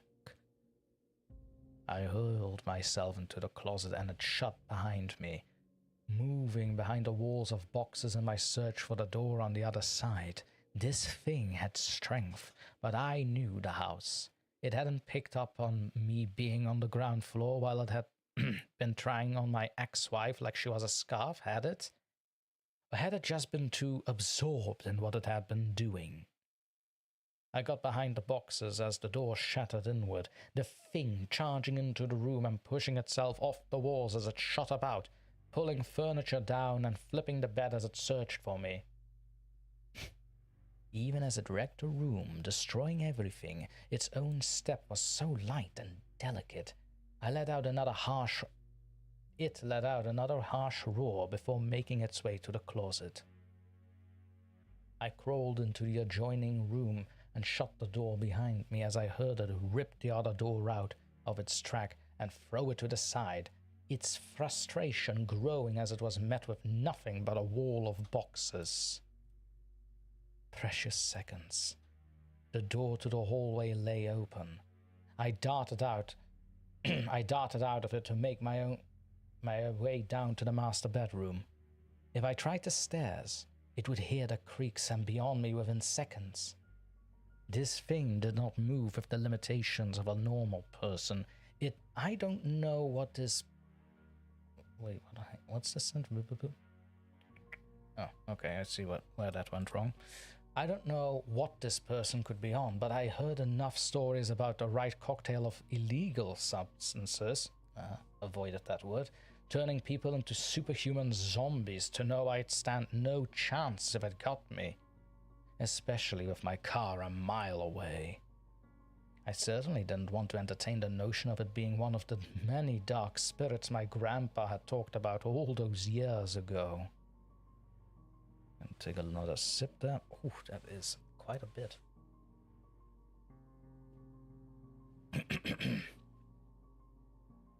I struggled to keep myself from vomiting as I entered the room, making my way to the windows. Unlike the bedroom on the far side of the hall, one of these was near a drain pipe I could use to scale down without risking a broken leg. And it was the one with... What is this? D. Oh, there should be a D in between those. And it was the one with the broken lock that wouldn't make any noise when I opened it. I eased up, glancing over my shoulder every second as I heard the boxes in that closet get thrown down and torn to pieces, its throaty yells growing louder and more bestial as it searched for me. Then a glance to the side. Tucked away by the blood-stained nightstand, stashed like the bed I had always recommended we keep at our bedsides in case of a home invasion. The head was styled like a bear, connecting to the wooden shaft. I remember how it would rattle, an old flimsy thing that Grandpa had cherished like a true third leg. His own little protective charm against everything life threw at him. Through everything. At least I had found his cane. At least she had not thrown it out. forgotten about it in a corner, but Grandpa was there when I needed him. I snapped it up, feeling that worn metal bear in my hands. I squeezed it, listening to the thing as it burst from the closet into the adjoining room and started ripping its contents to shreds as well. Then all noise ceased at the front door, as the front door creaked open, the squeaky hinge going off with more effect than any burglar alarm system could ever have hoped for. Opened by someone who hadn't had to practice sneaking into the house late at night on more than one occasion. "This is the police," said a voice. Suddenly, my biggest fear of the night felt more like my greatest salvation. I could take going to jail if it meant getting out of this nightmare. "Is anyone there? We received an emergency call, but it was ended before enough details could be given." A hacking cry erupted from the center bedroom as the thing bounded out, pushing off a wall and landing into the hallway on all fours. It was closer now, and with its focus on the unfortunate cop downstairs, I could see more of it. I had been right about the strips attached to its bald scalp, but now I could see the faces and features on its ripped-up clothing, sewn together with a crude stitching. Yet the patchwork skin all matched each other, blending together as if the ragged trousers and top had all impossibly come from the same person. And through it all, my ex-wife's empty face gazed at me from its spot on the thing's back, the rest of her encircling its neck. Even as I attempted to keep my stomach down, tears formed in my eyes. "What the actual The cop composure broke as he saw the nightmare that had murdered the two residents of the house, which launched itself down the staircase at him. I returned my focus to the open window as I heard gunshots crack through the dead of the night. Then the officer's cries mixed with the harsh calls of his assailant. A loud thump as he hit the ground, then his yelling cut off sharp. More shots as his presumed partner opened fire at the monstrosity, now looming in the foyer. I tried the drain pipe. It collapsed in my hands, a section pulling away from the house and clattering to the ground below, the noise obscured by the constant gunfire as the other cop unloaded everything he or she had at the nightmare. The ground looked so far away, sloping down from the house and leading into the woods. The other officer was apparently lasting longer than the first, still yelling and trying to fend off the thing. I launched out of the room, hurrying down the stairs while the horror was still distracted. The dead cop lay in the foyer, his throat torn open, his hands left up around in a futile attempt to control the bleeding. I didn't need to go over him, though. I could go out of the broken kitchen door, sneak into the woods, lose this thing there. Grandpa had shown me the trails around here. I knew them as well as the roads I used to drive on. This thing wasn't some bloodhound that could track me down, but it was still faster than me. By the time I had reached the bottom step, it was looming tall over the second dead police officer, its wide eyes glowing in the middle of the dark night just past the house. Time froze for a moment, both of us statues locking eyes for the second time. Then it let out a loud roar and charged at me, its long arms practically hurling itself back towards the house. I darted back into the living room that connected to the foyer as it sailed into the home once more, stopping itself from colliding into a wall with one hand and bouncing off to face me. This was the nearest we had been yet, so close the stench of the foul blood covering it wiped out any other scent I could possibly pick up. Faces looked at me from its torn rags, that all too familiar scarf still wrapped tight around it. Its jaw hung open, the entire face stained red. Was it also skinned? Or was it just so covered in blood, so ripped up and ravaged by its own chaotic, frenzied behavior, I couldn't tell? Not a sip here. Hello, Lilith. Welcome to my desk. You may sit here. I don't know why I gave you permission to do so anyway. You don't need my permission to do anything, don't you, princess? Couldn't tell.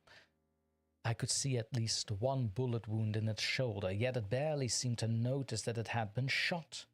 It stood several inches above me, its frame the sort of gaunt and thin like someone found in the back alleys of a rough city. Its large hands with long fingers ended with broken nails covered in filth and grime. A belt lined its waist, numerous stone knives and tools stashed under it, all of them stained red. It let out rapid pants like a dog as it stepped closer, curling up to strike. As it launched itself at me, the hand holding my grandfather's cane moved on its own and jabbed forward. Wood shattered as the force knocked me back, my hand still gripping the head of the cane tight, feeling that bear in my hand as the thing let out another roar, trying to retreat. I yanked my hand back and we stumbled away from each other. The wooden shaft of the cane lay everywhere, much of it embedded into the shoulder of the horror from where I had stabbed it, surrounding a much deeper wound that complemented the gunshot. And now the bear instead connected to a long, thin blade with a little edge but a sharp point glistening with blood. No wonder Grandpa had always felt safe with his cane nearby. I let out another hacking cry as it tried me again, but I forced it to back away with a swing of the sword cane.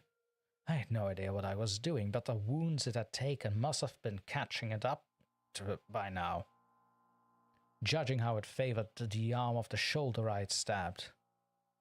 It darted around me, and I struggled to keep up, turning about to face it again and again as it paced around me. Backing me into a corner, it charged at me, but this time I matched it, Grandfather's cane ahead of me.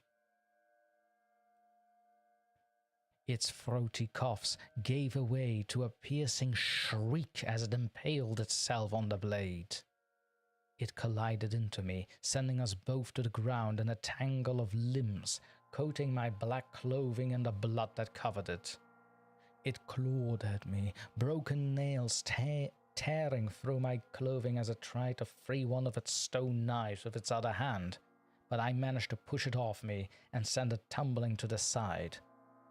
I got up, backing away as it continued to try and crawl on its side toward me, but with the sword cane firmly lodged in its chest, it was of no use. As its swiping claws slowed down, I moved over to it, forced onto its back and pulled out Grandpa's sword cane, feeling the bear in my hands as I brought it down into one of the thing's eyes. Finally, it stilled. My ex-wife had moved from her spot stuck to its back, now lying on the bloody carpet looking up at me. I grabbed a throw blanket from a nearby sofa and threw it over her. I made my way out of the house in a daze, avoiding the empty police car with its lights still flashing, going around the abandoned vehicles for my ex-wife and Trey, moving my way into the forest. I found the first creek I could and stripped down, cleaning off every bit of blood on me in the frigid night air. It was a miserable walk to the car in such a state, but after everything else that had happened, I almost welcomed the possibility of dying of hypothermia. Once back in the driver's seat, I just sat there for a few minutes, letting myself break down and cry.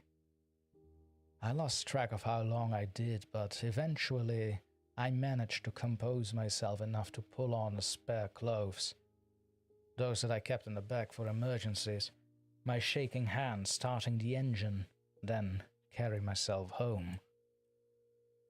I burned the clothing I wore that night. My friend made good on the alibi when cops questioned him about what happened. Given a monstrosity stretched out in the living room of the house wearing the skins of multiple missing persons, they didn't feel it particularly necessary to grill me that hard about the events. I somehow kept it together throughout their questioning. And now, whenever I go anywhere, I make sure I have that cane with me, a new shaft created to hide what it truly is.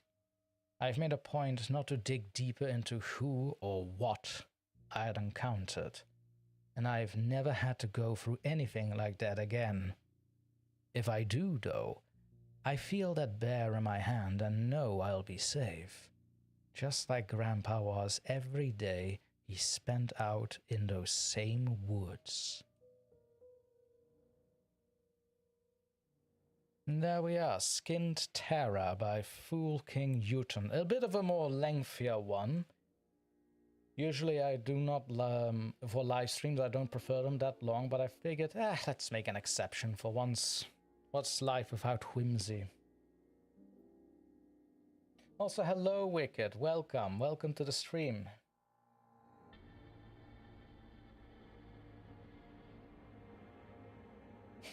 Alright, that's from before the reading. Angel saying, nice to know we're second choice to hang with. I mean, no. I mean, if you guys were second choice, I wouldn't be doing the live stream now, would I? Come now, Angel, come on. Alicat, hello, Dr. Valentine for the day. Oh, no. Never call me that again. No. No. That is a negatory on that, Ali.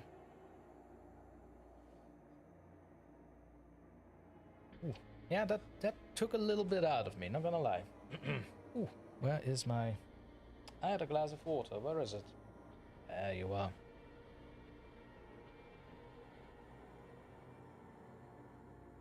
Ali enjoyed it very much. Well, thank you, Ali.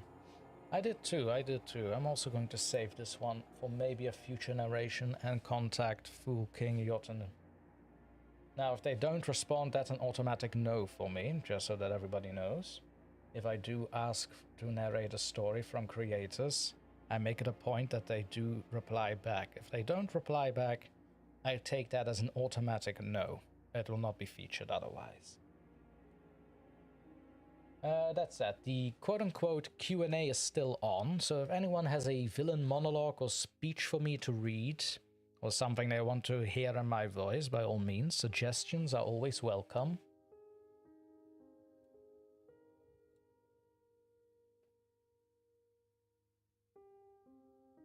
Because I do love me some good readings.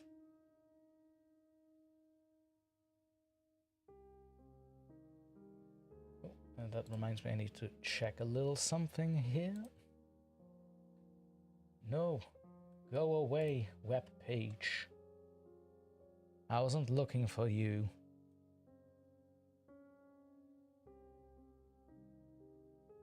Lily, hello, welcome. Are you back now? You gonna keep me company for the rest of the stream? It's not gonna be long now. Alright, I think I'm gonna put in a break time here. Ali, you are in charge of the bar this time. Make sure that everybody has their drinks, and I'll be back in about 6 minutes from now. Until then, I think we're gonna stick to poetry, but we'll see how that goes. I'm not entirely sure. Oh, hang on, I need to do something here. It's being stupid.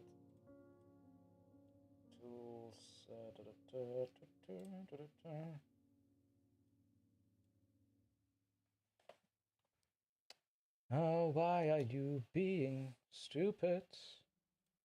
There we go. There we are. OBS is no longer being stupid. I do have a novel in final edit mode, says Wicked. Maybe I can find an excerpt. Well, by all means, if you have something that a villain is monologuing or speeching about, Wicked, I'll be happy to read it. Now, I'll be back in about 6 minutes. Everybody behave, and Ali is in charge of the drinks. Make sure to make your orders right now. She'll be right there with you. Until a few minutes.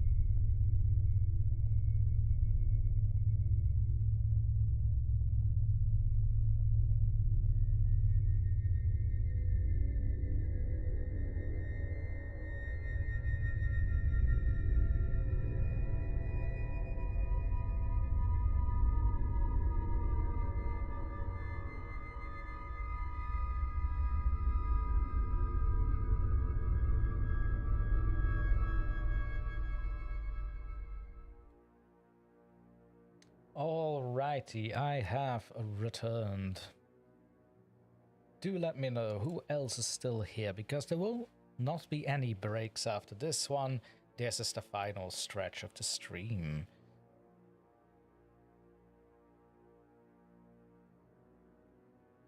Let me see here. Oh, Ali got me my double tequilas. Marvelous, excellent, good, good. I do love me a good tequila. Ooh, that is the wrong button for that. Oop, there we go. That's better. Ooh. So as I said, for this final part of the live stream, I'm thinking of adding some poetry here and there, because why not? But that said, I do have at least one more creepypasta I'd like to read before we move on to poetry. Excuse me. Before I do that, however, there is a little something I need to look into. Let me see. There is something about the store that I forgot to do. Oopsie daisies. Let me see. Because I do want that little feature used. That's basically called YouTube shelf. Don't ask me what it is. I cannot really put it in layman terms. I'm very disgustingly overcomplicated like that. Basically, it makes sure that your store is also featured next to the description of your video or something like that. I don't know. Like I said, I'm very new to this. I'm just figuring this stuff out as I go along. I'm just happy that I'm not alone in this. Hey guys, thank you for being here with me.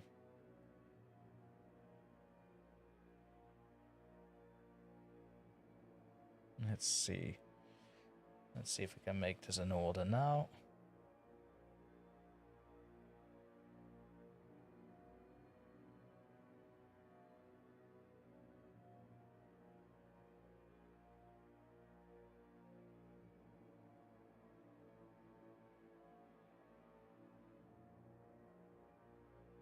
Ah, right. So what happens now? So YouTube is now going to, quote unquote, review the products that I have for sale on Fourth Wall, right? So when that happens and it has been approved, which I do not see, or at least several products have approved, they can also be rejected, but that just means it's not available to see on the channel videos or next to the description, which is not that big of a deal, because there will be a link in the link tree and I will post it on Discord and everything else tomorrow as well. So we'll see how that goes. Let's see here. Worm or no worm, says Ali.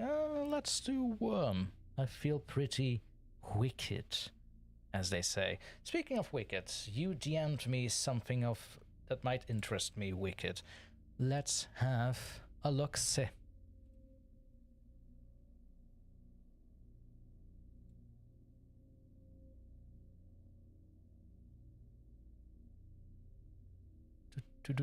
Where are my DM? Oh, there we are. The climactic battle at the end of Book 2, when the main protagonist Quest finally comes face to face with the series' main antagonist, Dark. Okay, I'm gonna assume that these are placeholder names or names you don't want for, so that's not being spoiled or anything like that. Right, I might be wrong on this, but do let me know.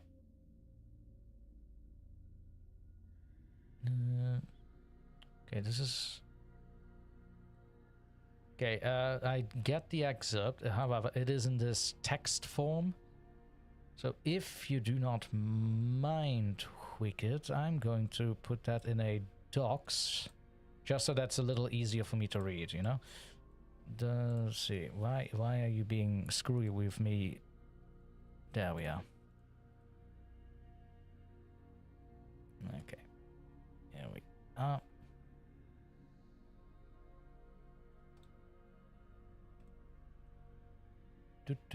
Don't worry, folks. I'm getting back to... They are the real names. Alright, thank you. Alley Cat says, brave, I've never seen the one to get the worm. But I've seen how strong it is. Oh, it's very strong. If you do the tequila with the worm, I recommend only one shot and then drink a lot of water. I wasn't sure what format you preferred. Well, if it helps with future references, we get Google Docs or something like that. It structures it a little better when it's either linear, when the text is sided to either left, right, or center. You know, it's just easier to read for me. In this text, while it is readable, but it gets a little difficult for me to see where I was at, if that makes any sense. Don't worry, that's just like a little thing, that's just like a stupid little thing on my end. But I should be able... Where is my Google Drive? I have you somewhere. There we are. Of course, I have to sign in again. Like, I haven't signed in on Google Drive 6 times today. Bloody store. There we are.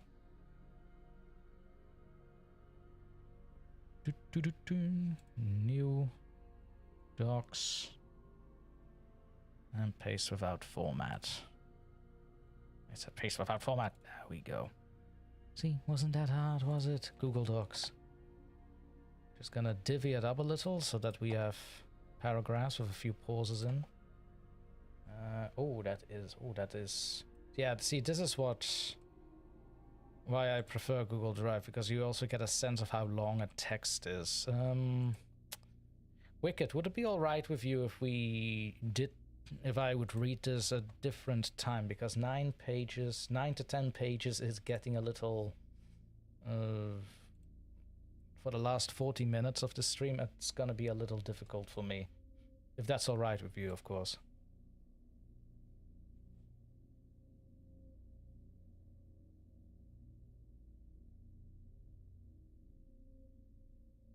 Alright, I'll just save this in the Google Docs. Let me see, that is the name over there.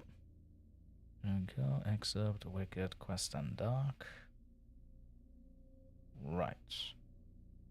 And feel free to remind me that I also have this on Google Docs, because as everybody knows, my memory, it likes to play tricks on me. No problem, my books are long, typically over 700 pages. Nah, that's fine, Wicked. I mean, I love a long read myself, don't get me wrong, but to read 10 pages right now in the live stream, that would be a little, not only for time that I'm watching out here, but also a little draining from me, given the story I just did. I'm still reeling from it. Can always make a video for us later. I mean, yeah, sure, that I can do, but not from Wicked's excerpt. Of course not. Because that is from his book, so I'm not going to make a video out of that. But like I said, it will be for the next live stream. I'm actually going to make a sticky note about it, just so I don't forget. There we are. I might still forget, so once again, do let me know in the next live stream that I have this in my docs. Let's see, where was I? Ah, right. That's like, if somebody should put a counter on this. How many times I say, where were we, or where was I? I have a feeling I say that a lot during live streams. I really have that feeling. And if somebody could just count it per live stream, that would be, well, it would be funny. But I also would like to hire an editor and just make a bloopers reel like that, like live stream bloopers or something like that, going like, oh, let me, where was I? Where was I? Where was I? Where was I? That said, while I was making the joke, where the hell was I? Oh, there we go. There we are. So the next creepypasta reading will be... My OBS is going to work with me here. Oh, wait, you know what? I'm going to put it on the screen. I'm going to type it down and put it on the screen. That's what I'm going to do.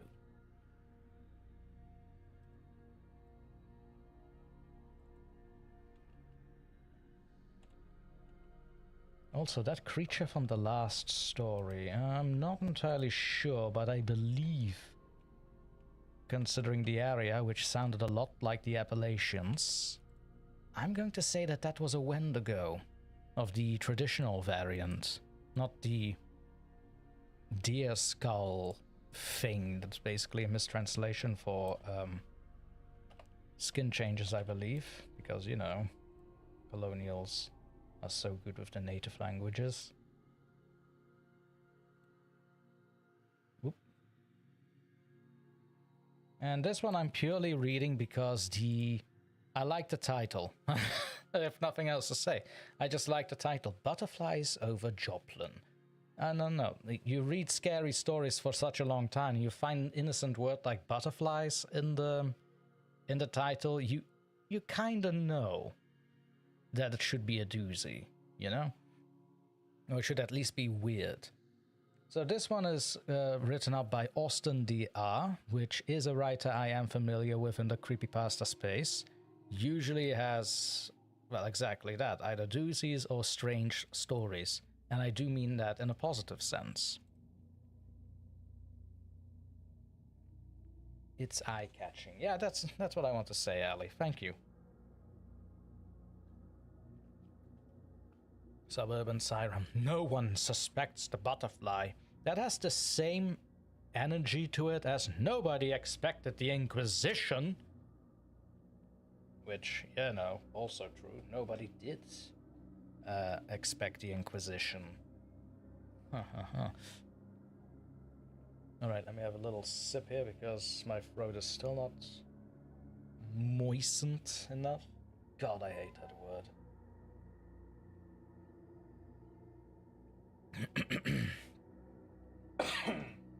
Oh, I'm sorry, sweetie. Did I startle you? Good. You startled me last night too. Remember? When you were jumping on the bed and I was half asleep and it was 4 a.m. and you decided to sneeze while you jumped? That's a weird noise you make, sweetie. I was scared. I think it's the water, but it's not really doing anything for me. I should have gotten the fermented grape juice. I knew I should have, and yet here I am, the boring drink stuff. Alrighty, here we go. The Butterflies over Joplin by AustinDR.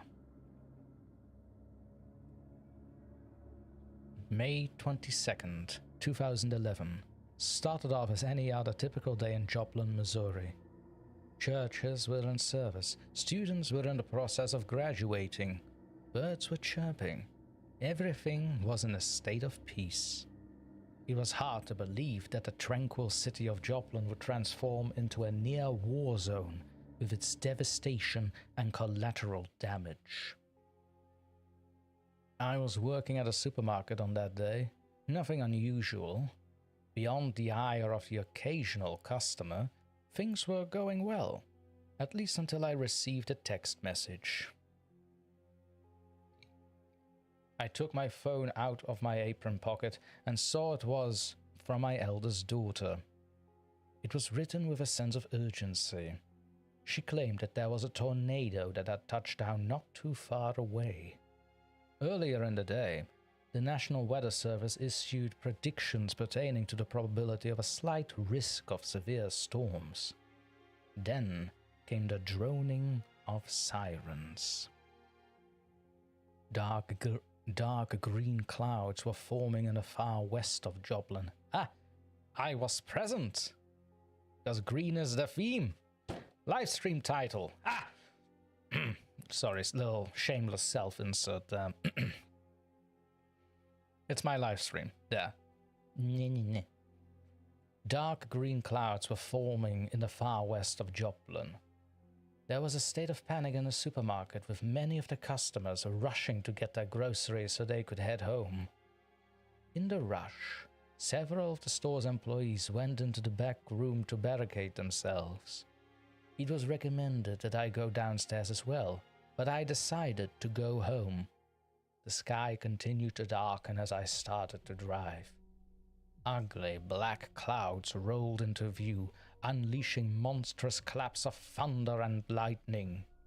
The downpour was not too far behind, starting off light before transitioning into a deluge of thick sheets of rain. By the time I arrived at my house, large hailstones the size of pinballs fell from above and started pelting me. My wife opened the door and ushered me inside. My 3 kids were frantic, screaming at the top of their lungs out of the fear of their lives. I tried gathering them together in reassurance, but they were inconsolable. The lights began to flicker as the storm approached. There came the sound of 1,000 freight trains in the distance, and if one were to look outside, there was nary a thing other than pure blackness. This is why I like Austin. Yeah, I'm sorry, I'm taking a little break here, but this is why I like Austin. He uses these whimsical, archaic words like nary, which I really miss in writings nowadays. Call me old-fashioned. Like, I'm an old-fashioned Tolkienite. Okay, I'm sorry. If I see things like nary in a narration, I need to stop and actually appreciate it. It's so lovely. Alright, continuing. A loud crack rang in the air, accompanied by several crashes. With nothing to lose, I ordered my wife and children down into the basement. We were all huddled together in a tight embrace, dusty old quilts up to our necks. Besides our rough breaths, there was the slight sound of dripping water and the low hum of the dryer. My youngest son cowered in my arms. His eyes were red from crying, and he clung to my shirt in desperations. "Dad, are we going to die?" I held him tightly, reassuring him that we would survive, but even then, this was something that my family and I had never encountered. The window shook violently and shattered into millions of pieces. We heard the vicious roaring of the cyclone as it came over the house. We huddled tighter to prepare for the onslaught, our screaming intensifying as the ground began to quake. The lights flickered for the last time and expired, leaving us alone in the darkness of the basement. The sound of fallen power lines filled the air with the crashing sounds intensifying. Then there came a loud crack. Within seconds, the roof came off the house. Our ears popped at the sound of whistles coming from the cyclone. My wife's glasses exploded in her face. Everything felt like a nightmare, one that I couldn't wake up from. My optimism quickly wavered. I was convinced that we were going to die that day. At least until my youngest son suddenly became serene, eerily so. In the chaos, he began to converse with someone. I glanced over at his direction and I was puzzled. The debris from the storm kept plummeting to the earth, but it bizarrely bounced off us. Hailstones, broken scraps of the roof, all of it deflected from us before any of us were in grave danger. The cyclone growled and remained over us for a few seconds before it continued its destructive path. I couldn't believe it. I looked over my wife and kids to make sure they were okay, but before looking at my son again, he still had that calm expression on his face. When I asked him what he was smiling about, he told me he wasn't even scared because the butterfly person was watching over him and communicating with him. He described the entity with grandiosity. He was a large angel with huge wings that encompassed the entirety of the basement. He had lush blonde hair and sunlight reflected in his rainbow scales. After we waited for sure that the storm was over, we exited the basement. Nothing was left. Our house was in a state of total disrepair, save for the basement. It looked almost as if a nuclear bomb had gone off, and this was the aftermath of it. From the wreckage, we saw the devastation in the distance. Trees were all over the place. Our prized cherry tree splintered down the middle. I heard the humming of broken wires and the sirens farther north. The Joplin tornado leveled communities and upturned so many lives. But the oddest thing happened. Again and again, from community to community, there came stories of winged saviors who shielded children from the storm. I was solely convinced that my son's encounter was an isolated event, and yet children from different parts of town also recounted similar stories. It became such a huge phenomenon, a mural was made in part to commemorate the tales. If that were the case, I would have left the story alone. However, when my son was communicating with a butterfly person, I happened to also catch a glimpse of it, and my eyes widened in disbelief. Instead of a beautiful angel, it was a clunky golem made of what appeared to be clay. It had tattered wings with huge gaping holes in them. Its eyes glowed a dark shade of yellow as the butterfly person crouched down to stare at my son. Its body was hollow enough that the wind whistled through the pores. The entity was immensely tall, yet unbothered by the debris crashing down. It turned to look at me, and somehow I was able to communicate with it. It could read my thoughts almost as if it were pulling the words from my mind. Whatever it was, I got the sense that it wanted to help. I was never someone who believed in the supernatural, but the encounter had since become embedded in my memory, and I've since been more open to these unexplained mysteries. Et voilà! Butterflies over Joplin, a creepypasta by AustinDR. Once again, I'm familiar with the writer. There will of course be links to every narration I've read after the live stream in the description. Links, or at the very least a title, you know. Again, these are all creepypastas, the stories that I'm reading, unless stated otherwise, so they can easily be found on the Creepypasta wiki nonetheless. Ooh. Alley cat. Ooh, this is going to go sideways. Wait, what's going to go sideways?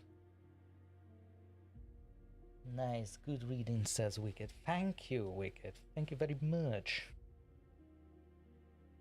Oh, what is this? There we go. Oh. It's been a while since I actually did story narrations live, hasn't it? Like, oh. I've been I think... Yeah, it's been a while. Like, last week we did poetry, right? So that doesn't really count as part of story narrations. Although that said, Maurice Ogden's The Hangman certainly does touch on that. It is a narrative poem after all. But, yeah, actual story narration, that has been a long time. Oh, this is going to go sideways. Oh, right. See, again, my short-term memory is just being flicky with me. Yeah, sorry, Ali. My short-term memory is just being flicky like that. So, even though I've just read it, it's already out of my mind. This is why I keep links and notes every time I do these things. Otherwise, I forget. Simple as that. Siren. Was anyone else thinking it would be carnivorous butterflies? Holy damn, yes! That should have actually been it. Yo, authors out there. Tornado. Carnivorous butterflies. Get on it. And then contact me to read it, because you got the idea from this chat right here.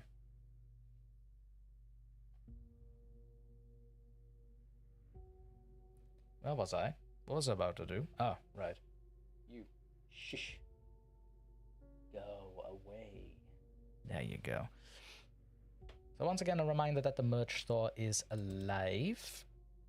Once again, I'm gonna put another link in the chat here.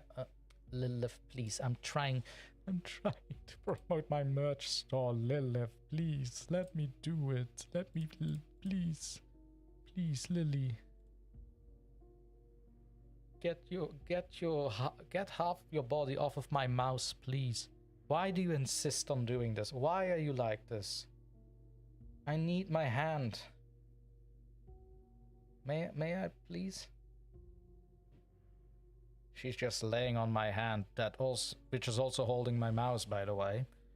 And she's just laying on it and looking at me like, you think this is a negotiation? I think not, human. Like, please, Lilith, I need it. Yeah, thank you. Okay, I can slightly move the mouse. Marvelous. Maybe it will annoy her enough to get off of me. Okay, there you go. There you go. Yay. So once again, there's a link in the chat going to the merch store where you can find everything from apparels to glasses to mugs to stickers to even pins. Any and all suggestions will be taken into account for more merchandise. The first 2 months, that is until the end of April this year, you will enjoy a 10% discount. And of course, free shipping under certain conditions. The conditions will be laid out while you are shopping as well. Try pause instead. Well, no, I don't know. I no longer need to, Ali. Like, she has already moved on a little bit, so she doesn't have to feel my hand moving. Let's see. Hands are overrated. I mean, also true. Suburban Siren. Maybe I should start turning my nightmares into horror stories. Actually, yeah, why haven't you done this? Do this. By all means. Turn your nightmares into horror stories. Bedazzle us with your fears. I'd love to have a read. Speaking of reads, there is a little poem that I have worked on. Like, I've had Maurice Ogden's The Hangman in my head now since the start of January for obvious reasons, for those who know the content of the poem. And I did put the question on my Discord about, well, I wrote up a little rhyme myself, right? And because I was inspired by Maurice Ogden's The Hangman, I wanted to do something similar with DrTorment in his universe. And in that time, I have written a full poem from it. Like, it's very much in its rudimentary stages. You might even say it's in a sketch mode, if that's a thing for written things. I don't know how to say it. It basically is open to change. That's what I'm saying. It's not nearly as finished as I would like it to have. But for here, I will happily read it once I can find it. For skull's sake, where is it? There we are. Did I just say for skull's sake? Oof, really getting into character there. Okay, so I called this one The Fear We Fed. So the theme is kind of similar to how Maurice's Ogden's The Hangman goes. Perhaps after this one I will actually read The Hangman again. Again, it's one of my favorite poems. Why wouldn't I? Again, my live stream. We'll see how it goes. But do let me know in the chat if you'd like to hear The Hangman after this little poetic narration inspired by The Hangman. That's where I have to change my screen so much. There we go, that's better. Oh wow, that is much better. Marvelous. Absolutely marvelous. Where is my text thing to put on the screen? There we are.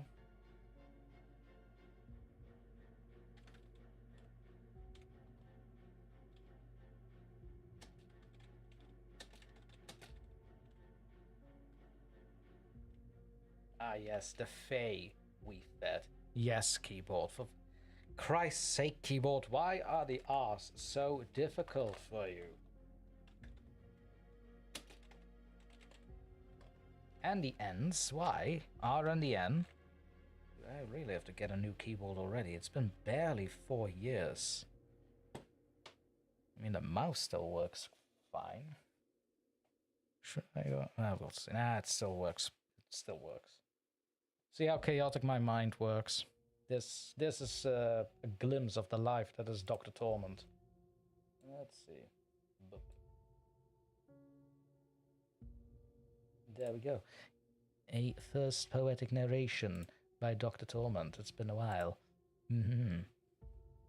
Also, hello, Jackson. Welcome back. Hello. I did greet you the other time, but I think I was in the middle of my reading, and when I got to actually greeting you, we were finished, and you were probably off somewhere else doing your important assignment, right? I think so. I think that's what happened there. But hey, welcome back. What did you miss? I don't think a lot. I think you were there, or yeah, you were here after the merch store went live. I believe so. Other than that, not really a lot. I read a creepypasta that is called Butterflies Over Joplin because I thought it was a whimsical title. It was actually a pretty strange story, but in a good sense. We liked this. Then I was talking some more about The Hangman by Maurice Ogden and how I basically wrote my own poem inspired by The Hangman, which I am about to read. I had a Spanish quiz, but I'm done. Oh. Muy buen. I probably butchered that. My Spanish is not that good. Muy bien. I think it's that. And I only remember that because I saw Puss in Boots 2 and the wolf said that to Puss. I like Death as a character. Let's see. Did you see Lady's keyboard? Yes, I did. I did see her keyboard. Oh, moment of silence for Lady Spookaria's keyboard. I know that the background music isn't exactly for that, but pretend it's like Gregorian hymns or something like that.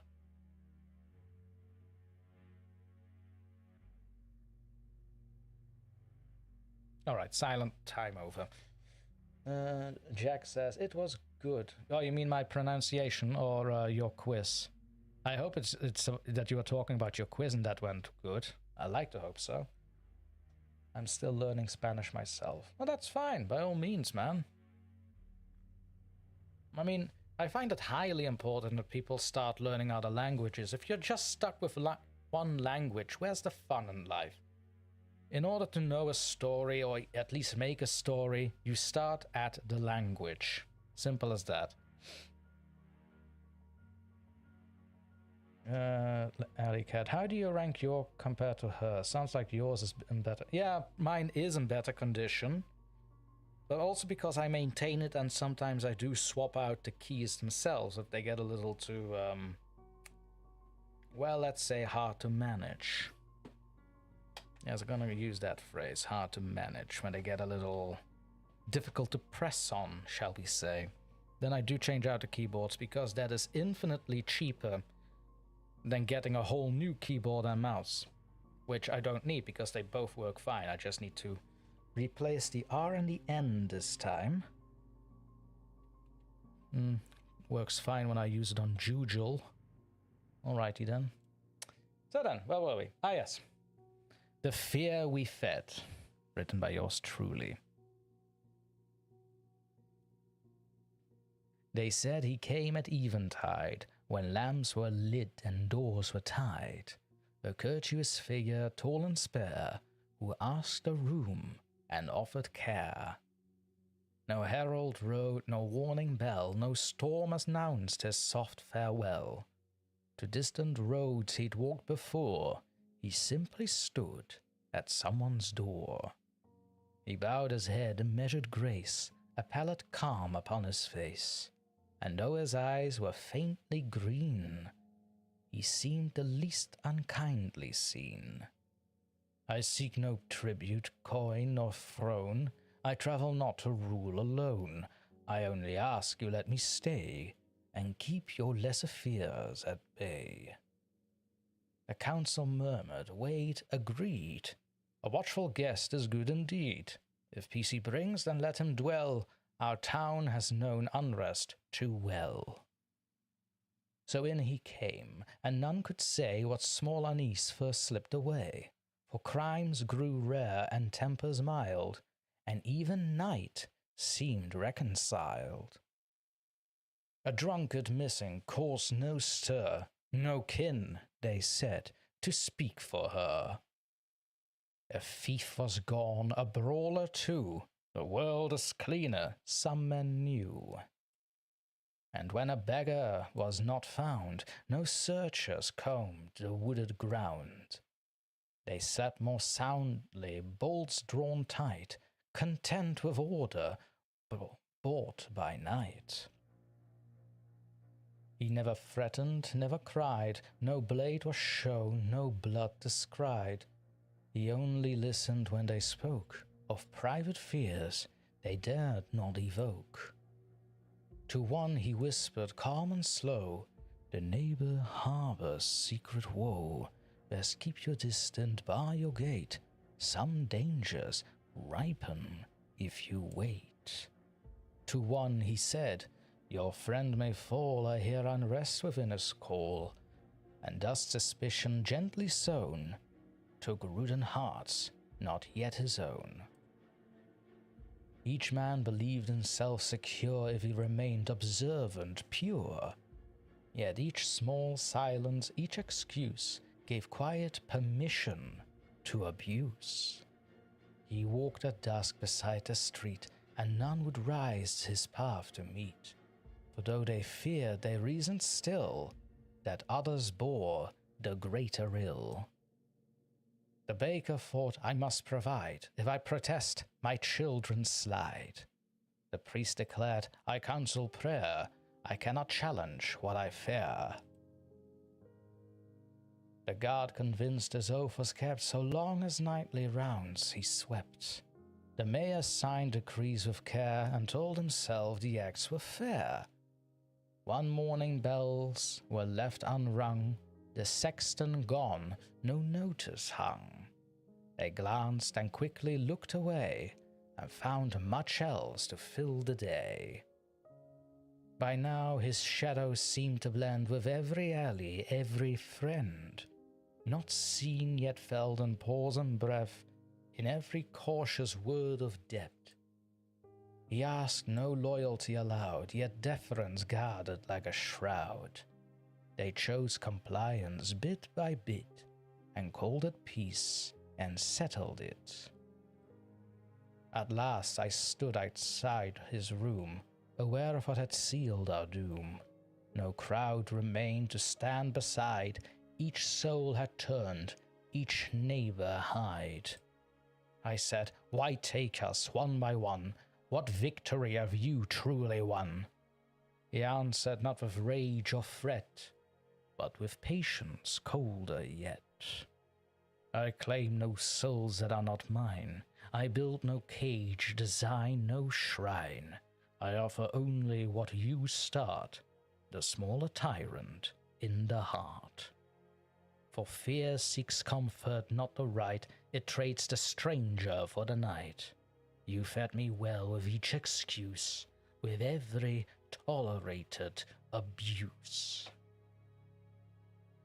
He raised no chain, he barred no way, no force compelled me there to stay. He only waited still and sure, for my own will to make it pure. I saw them plainly, stark and grim, no town had ever yielded to him. He merely followed calm and slow where human choices chose to go. And so I stood with none to call, no righteous voice remained at all. For monsters do not storm the gate, they enter when goodness hesitates. Voila! The Fear We Fed, written up by yours truly, inspired by the Hangman of Maurice Ogden. Ooh, Christ, that and the previous story. I don't know what it is. Why is the water not moistening my throat? I still hate that. You know what? I'm gonna stop using that word. I hate that word so much. It's disgusting.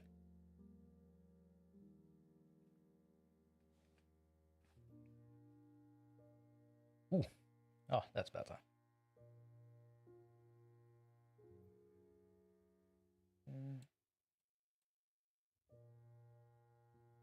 Alicat says, definitely easier and more economically sound to just replace the keys. Right? It's just easier.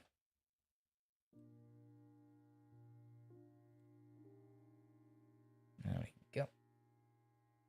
Let's see. Right, I do have a villain monologue speech from Wicked already. I'm gonna close this Q&A. There we go. End it. There we are. Away with it, I say. Away with it.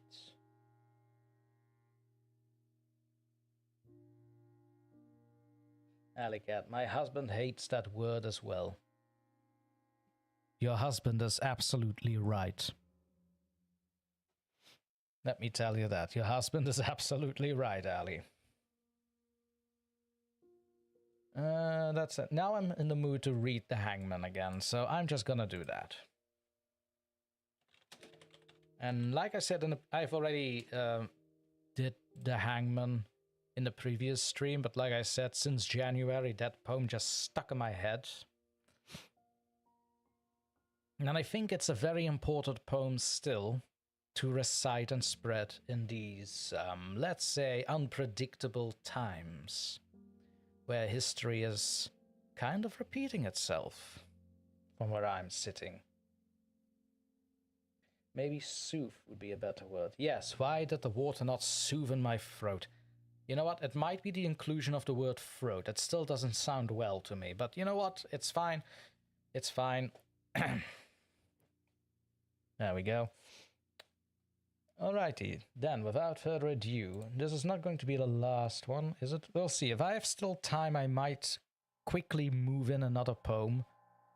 And if not, this might be the last one. But we'll see how it goes. Let me first put that on the screen, what we are going to read. Or, well, I am going to read. By the way, the Hangman also has a very good animation from the 1968 on YouTube. So after you've done watching this stream, I highly recommend watching that animation. I have it on my Discord. It should be in the TV room if you scroll up, or when you click on it. It should be straight there visible.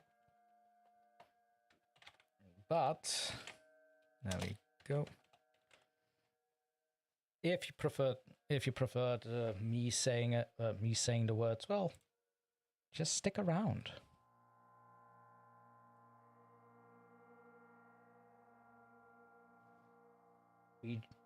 Alicat, we just wet our palates. Indeed. Wicked Horizon. Those who do not learn from history are doomed to repeat it. To ignore the past is so solicit to disrespect. To ignore present is to invite laziness. To ignore the future is to beg disaster. Wise words there, Wicked. That last one, whose quote is that one? It seems familiar. You can tell that to me in the chat as I read along, by the way. But for now, The Hangman by Maurice Ogden, a relevant poem for today's happenings, if you read between the lines.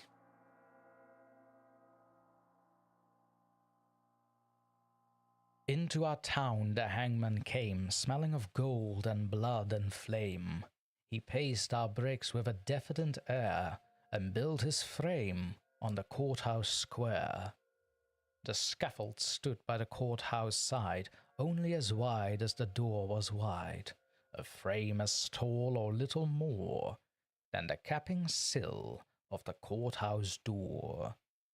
And we wondered whenever we had the time, who the criminal, what the crime? The hangman judged with the yellow twist of knotted hemp in his busy fist. And innocent though we were, with dread we've passed those eyes of buckshot lead. We passed those eyes of buckshot lead, till one cried, Hangman, who is he for whom you raised the gallows tree? Then a twinkle grew in the buckshot eye, and he gave us a riddle instead of reply. "He who serves me best," said he, "shall earn the rope on the gallows tree." And he stepped down and laid his hand on a man who came from another land. And we breathed again, for another's grief at the hangman's hand was our relief. And the gallows frame on the courthouse lawn by tomorrow's sun would be struck and gone. So we gave him way, and no one spoke, out of respect for this hangman's cloak. The next day sun looked mildly down on roof and street in our quiet town, and stark and black in the morning air, the gallows tree on the courthouse square. And the hangman stood at his usual stand with the yellow hemp in his busy hand, with his buckshot eye and his jaw like a pike, and his air so knowing and busy-like. And we cried, "Hangman, have you not done yesterday with the alien one?" Then we fell silent and stood amazed. Oh, not for him was the gallows raised. He laughed a laugh as he looked at us. "Did you think I'd gone to all this fuss to hang one man? That's a thing I do, to stretch the rope when the rope is new." Then one cried, "Murderer!" One cried, "Shame!" And into our midst the hangman came, to that man's place. "Do you hold," said he, "with him that's meant for the gallows tree?" And he laid his hand on that one's arm, and we shrank back in quick alarm, and we gave him way, and no one spoke, out of fear of this hangman's cloak.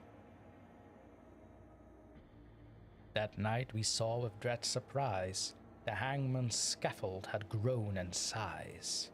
Fed by the blood beneath the chute, the gallows tree had taken root, now as wide or a little more than the steps that led to the courthouse door, as tall as the writing or nearly as tall, halfway up the courthouse wall.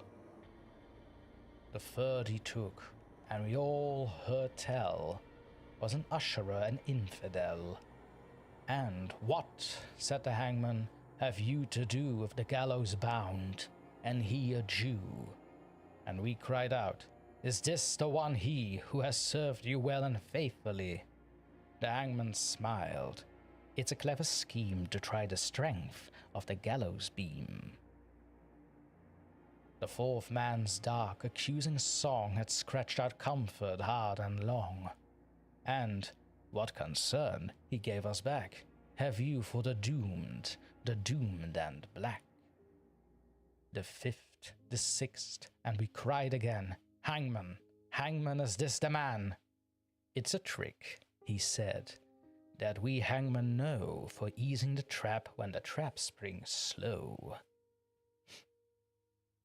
And so we ceased and asked no more, as the hangman tallied his bloody score, and sun by sun and night by night, the gallows grew to monstrous height. The wings of the scaffold opened wide till they covered the square from side to side, and the monster crossbeam looking down cast its shadow across the town. Then through the town the hangman came, and called in the empty streets my name. I looked at the gallows soaring tall, and thought, there is no one left at all for hanging, and so he calls to me to help him pull down the gallows tree. And I went out with right good hope to the hangman's tree and the hangman's rope. He smiled at me as I came down to the courthouse square through the silent town, and supple and stretched in his busy hand was the yellow twist of the hempen strand. And he whistled his tune as he tried the trap, and it sprang down with a ready snap. And then with a smile of awful command, he laid his hand upon my hand. "You tricked me, hangman," I shouted then, "that your scaffold was built for other men, and I no henchman of yours, I cried. You lied to me, Hangman, foully lied. Then a twinkle grew in the buckshot eye. Lied to you, tricked you, he said. Not I, for I answered straight and told you true. The scaffold was raised for none but you. For who has served me more faithfully than you with your coward's hope, said he. And where are the others that might have stood side by your side in the common good? Dead, I whispered, and amiably murdered, the hangman corrected me. First the alien, then the Jew, I did no more than you let me do. Beneath the beam that blocked the sky, none had stood so alone as I. And the hangman strapped me, and no voice there cried, stay, for me in the empty square.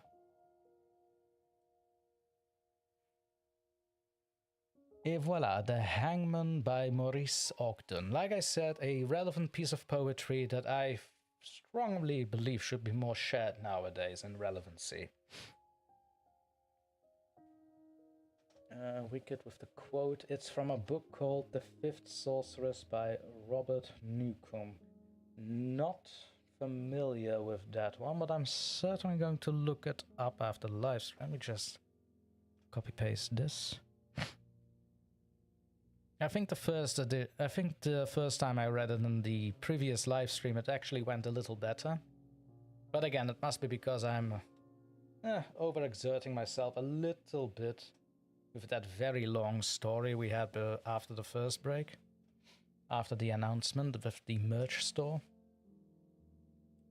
Might be just that. Let's see. I think I can do one more, if only to fill in, not to fill in the time. We are practically a minute over time, but I feel whimsical. I want to read something. But what, oh what shall I read? You know what, it's been a while. Why not Walter de la Mare's... Yeah, something of Walter de la Mare. Let's go with Walter de la Mare. He has nice ones.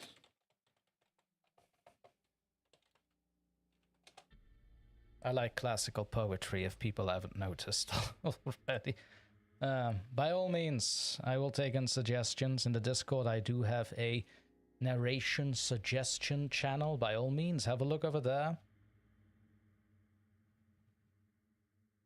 Alleycat, I'm just listening and I'm getting tired. I see. Alright. Excuse me, Allie. My, let me just stop the stream here because of you. No, don't worry. One more poem. And then we'll call it a day. Everybody can go to sleep. That includes me. Because it is 1:33 a.m. You know what? This one by Walter de la Mare is rather short. I can do two if they are this short. So, first up. I mean it. They are really, really short. Just... properties. It's also a poem I've done on the channel already. But again, I only read the things that I like to read. So if I'm reading them repeatedly on live streams and on the channel as full-on stories and videos, you know it's a good thing.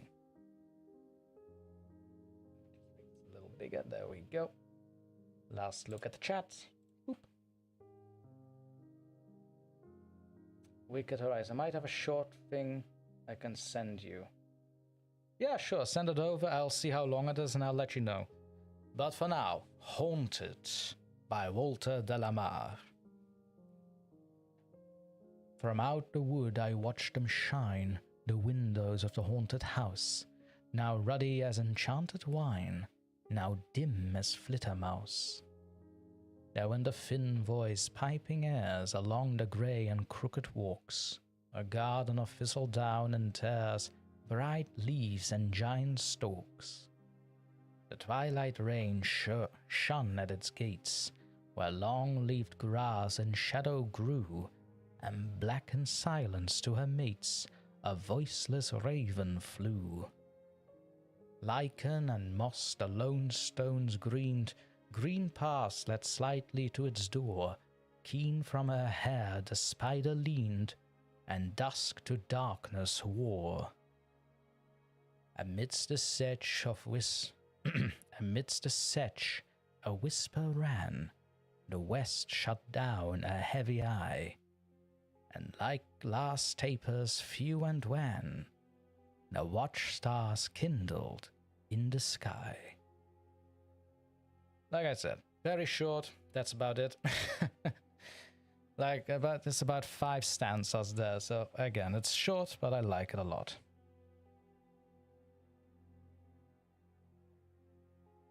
I mean, you must be close to exhausted, so you've been working really hard tonight. Yeah, I think the beginning of the stream went a little, I don't want to say slow, but I definitely could have done it better. Like, there were some quiet moments that yeah, here's the thing of live streams, I don't really like quiet moments. And I know I have to wait until people write things down in the chat. Like, I know this, of course. But here's the thing, sometimes you get into a certain rhythm when it comes to streams. And when you do things like I do these things, sometimes I have like stories at the ready to read. Or like today, I'm basically chancing it. The stories I happen to find, and if they're long enough as we are going along. So there might be an uncomfortable silence in between that might show how unprepared I usually am when I do things on the fly. But you know what? That's kind of how I like working. I like to do things on the fly, even with editing. If I'm doing soundscapes or image editing, immediately that's on the fly everything. I have some templates ready, and that's mostly just for subtitles and maybe filters over the imagery shown and that complement the storytelling and immersion. Sure, that I have some templates for that, but that's about it. You sent me something wicked. Let's have a looky. Oh, now that is a powerful title. Let's see. Yes, open up already, laptop. Do not make me hurt you. Oh, DrTorment's going to get cancelled. He threatened his laptop. Bloody clanker should do what I tell him to do.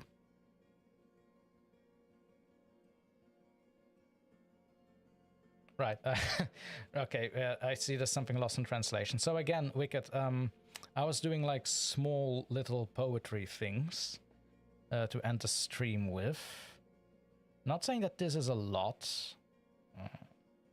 You know what? The hell of it. Let's end the stream with a banger from Wicked Horizon. I mean, I've already got one of his excerpts in the back burner, if you will, for the next live stream. I might as well read this. I mean, I'm not gonna... I got 2 suggestions. I'm not gonna put them both in the back burner. That would just be impolite. No, just I'm gonna read this. It's like 1.5 pages. Oh, there we go, a little bigger. Yeah, that's perfection. Alrighty, let me just put that on the screen.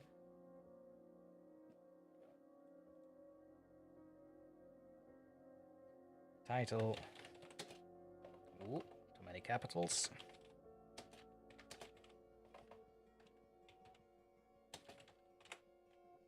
Ah yeah, GDO, of course. There you go.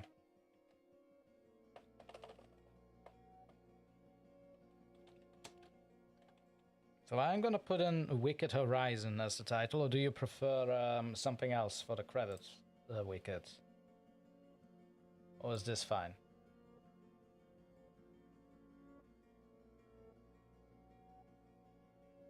Alicat, and chat takes forever to update sometimes. Well, that depends on the live stream itself, what latency I put it in. So I have it on low latency, so chat is almost instantaneous, right? Like, take 5 or 10 seconds of a delay. If I put in ultra low latency, then I believe it's like instantaneous when I see it on the YouTube studio. It still takes about 10 seconds before it appears on the screen for you guys, but for me it appears immediately. I have it on low latency because it's also better for streaming quality. Like, you do ultra low frequency if you expect a lot of replies in a very short order, right? I do not. I know very well who and what my audience is. So there you go. Nightmare Ronan. Hello, Nightmare. Welcome to the stream. Yes, you are a little late. I was just about to read the final story or philosophical musing from Wicked Horizon himself. He is in the chat here. Oh, let me just adjust the screen there. Yeah, that's better. We don't want it to overlap with the chat. So to recap, I read a bunch of creepypastas. It was fun. We had fun in the chat. It was a bit of a slow start, but we got where we are right now. My merch store is finally live. And just for you, Nightmare, if you want to have a look at it, I'm going to post the last link of the merch store for today in the chat. Just give me a second. If it wants to work along with me, there we go. I got caught up helping out a friend today. Well, that's fine. Or, that's fine, Nightmare. Don't you worry about it. Don't you worry about it. I mean, I do expect everybody to have their own lives, of course. Let's see. So, there's a link in the chat right now that is going to my merch shop. By all means, I'm not telling you to buy anything or so. Just have a look and give me suggestions if I missed anything. Feel free to post your shop links in my servers, Dr. T. Yeah, thank you, Horizon. I will. Tomorrow I will be basically posting the link everywhere else, but right now it's on my link tree updated, and it is live. Like I said, Nightmare, at best, have a look around, and if you have any suggestions of what you'd like to see on the store, feel free to give me a suggestion at any time. I'm always open for feedback. I should have something in the Discord where you can give me feedback on stuff. Like, did I not have a forum? I'm just going to have a look over here to see if or did I remove it? Yeah, content discussion. So there is a channel under the self-promotion stage that is called content discussion. By all means, if you have any kind of idea for me or something you'd like to see, that's where it is for feedback and stuff. So that's enough of that. What else? Oh, I should probably also quickly mention the codes and then we'll get on with the reading. So yes, there are promo codes because it is a new shop and I do prefer people to be more comfortable when it comes to online shopping. So I have 3 kinds of promotion codes. The free shipping code, which will always be active. So when a certain threshold has been reached in your cart, you'll get free shipping no matter where you are that supports for full shipping. There you go. Then the store launch code, which is also auto-applied. And that one will be active from now until the end of April. You'll get 10% off your entire order. But for channel members and Patreon supporters, I have the Madness promo, which will give you 15% off of your entire purchase after also a certain threshold has been met in your cart. That said, the threshold is less high than the free shipping one. So that's that.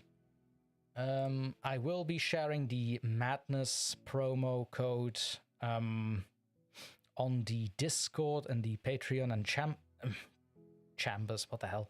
In the Patreon and channel members section of the Discord, that is. I will be sharing it over there. And it should be without end. You can use it whenever. There is no limit. You can use it whenever. That's about it. I think that's all I have to say now about the merch store, which I've already talked about quite extensively before, so I suppose this was a little reminder for the future viewers. Now then, without further ado, let us start with Wicked Horizon's story, When I Saw God. A philosophical musing, as he puts it. In another time and another age when the world was different, yet in some respects it still bore relatable similarities. However, I digress. Such trivial details about the passage of time becomes hazy, in much the same way following the several stiff drinks. All such things are trivial after you have undergone so many singularities as I have, so now I will return to the point. When I was a young lad, before my mind was yet saturated by dark thoughts and those ever-present forms I now know had yet to bite and burrow into me, there was a common saying in that age which was far wiser than any current one. Someone does not carry their thorns with them, but inside of them where they can drink more deeply with their insatiable thirst. Such common phrases, like the one I mentioned, may come across as clever or insightful in fact, when in fact they are quite shallow. One such example that they fail to elaborate on or even mention is you becoming one of those thorns, if you're clever enough. Wisdom not meant for one so young, and a truth that the world fears any man young or old widening his eyes to, the truth of power. It was on a day when I was 11 that I found God, but not like you think or where you think. I can assure you that the experience was nothing so tripe or shallow in its aspect. The source was not in some moldy old tome that boasts of grandiose promises that never deliver, nor from the words of babbling morons who proclaim they spout wisdom when in fact they say nothing at all.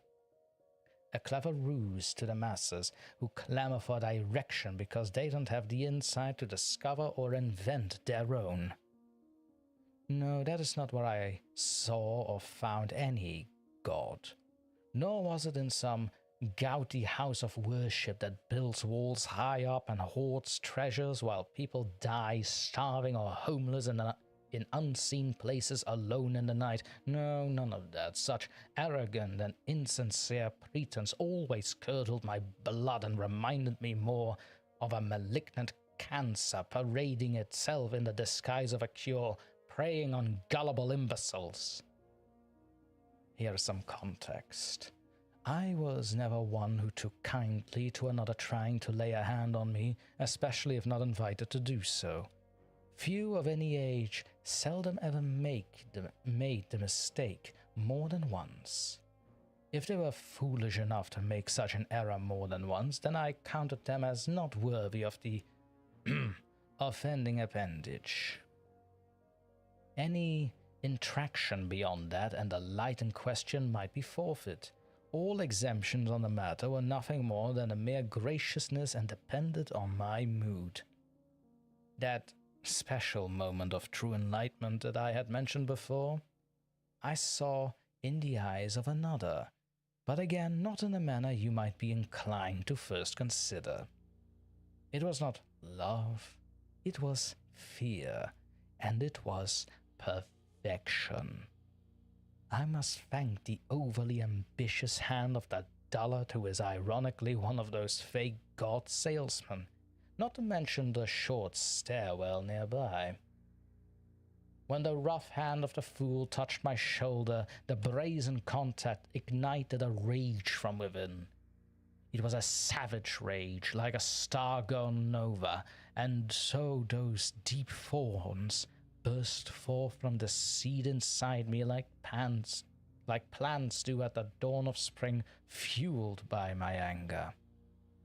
My rage is what awoke the thorns within, and we had been entangled together as kin ever after. I was always a guile, I just never showed off. I considered such flagrant displays of ability to be tactically unsound. When observed, it gives you the measure of what someone else is capable of, and why would I do that unless it was necessary? It's better to always retain the element of surprise that way. That way, Your opponent will never know what's coming. That is exactly what happened. The fool's rough hand fought itself firm and strong, and that might be true under different circumstances. Raw strength can be easily countered by the gravity of the stairs I had previously mentioned. My reactions were split-second and accurate. A lightning quick followed by a hard knee to the groin and a firm shove in the right direction was all it took on my part. Being shorter, gravity favored me more than any advantage the fool thought he had. My motions were swift, silent, and decisive. The idiot fell tumbling down the unforgiving stairs in a disorientated heap. I took my time, walking with purpose, to loom over the fool who could not stand nor barely draw breath due to the disorientation. This was all visibly apparent from the visible bumps and bruises suffered. It was in this moment of crystal clarity that I saw God. He was reflected in the eyes looking back at me and in the expression of fear and pain on the face of the idiot. What I saw there was me. In an instant, I shattered any of the cretin's convoluted delusions of what he thought was fear or power. There I stood in the full, rapturous attention of my quarry. I was the only real God in that empty church, the only force by action that broke through ill-conceived, fraudulent notions or fantasy that delude people's minds with empty promises or inscrutable forebodings. And best of all is that I knew it, he knew it, we both knew it. Yes, it was a profound moment of illumination to realize that all the dreams, wishes, and revelations that a hollowed-out anthill of bricks and tricks that bargain away people's minds and sell tawdry, tattered, facile, wishful dreams are but a mere mirage. There was no host of forces that would descend. There was only me. I made that place and that moment my own, and no one ever came to challenge the matter.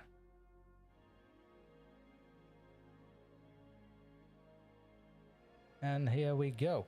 That was When I Saw God by Wicked Horizon, who was also in the chat and also sent it forth on the Discord. Thank you once again, Wicked, for this one. It was actually a fun read. I suppose, and I mean, I could go into the philosophical here, but I do want to remind it's almost 2 a.m. So going philosophical little is not going to be in my forte at this point. Jack Harrison, have you thought about reading Stephen King? Well, here's the thing. Stephen King is not in the public domain, so reading Stephen King, very liable to get a DMCA strike, so I'm not gonna do that. Unless you pay Stephen King for the rights to read it, which, well, knowing his prices, I would not recommend paying those. I mean, don't get me wrong, like excerpts or quotes, sure, maybe I can indulge in those, you know, but if we are talking about full-on chapters or actually reading one of his books, always make sure that he either released it in the public domain or if copyright is involved, because as soon as copyright is involved, trust me, you do not want to touch that. But yeah, back in the day when I didn't know anything about copyright and stuff, I actually was considering to make a video of it, you know, the book, which is 1,000 times more difficult to read than it is to watch as a movie.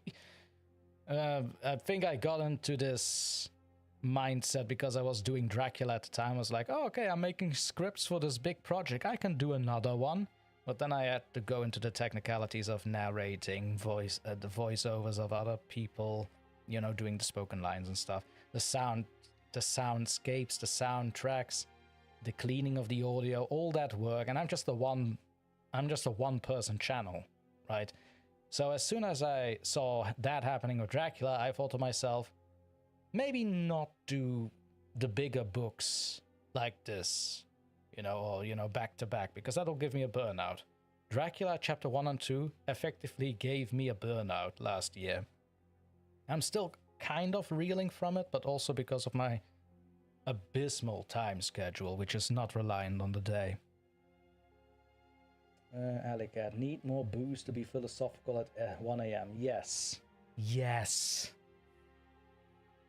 Damn copyright system. I mean, yeah, it's a stupid thing, don't get me wrong.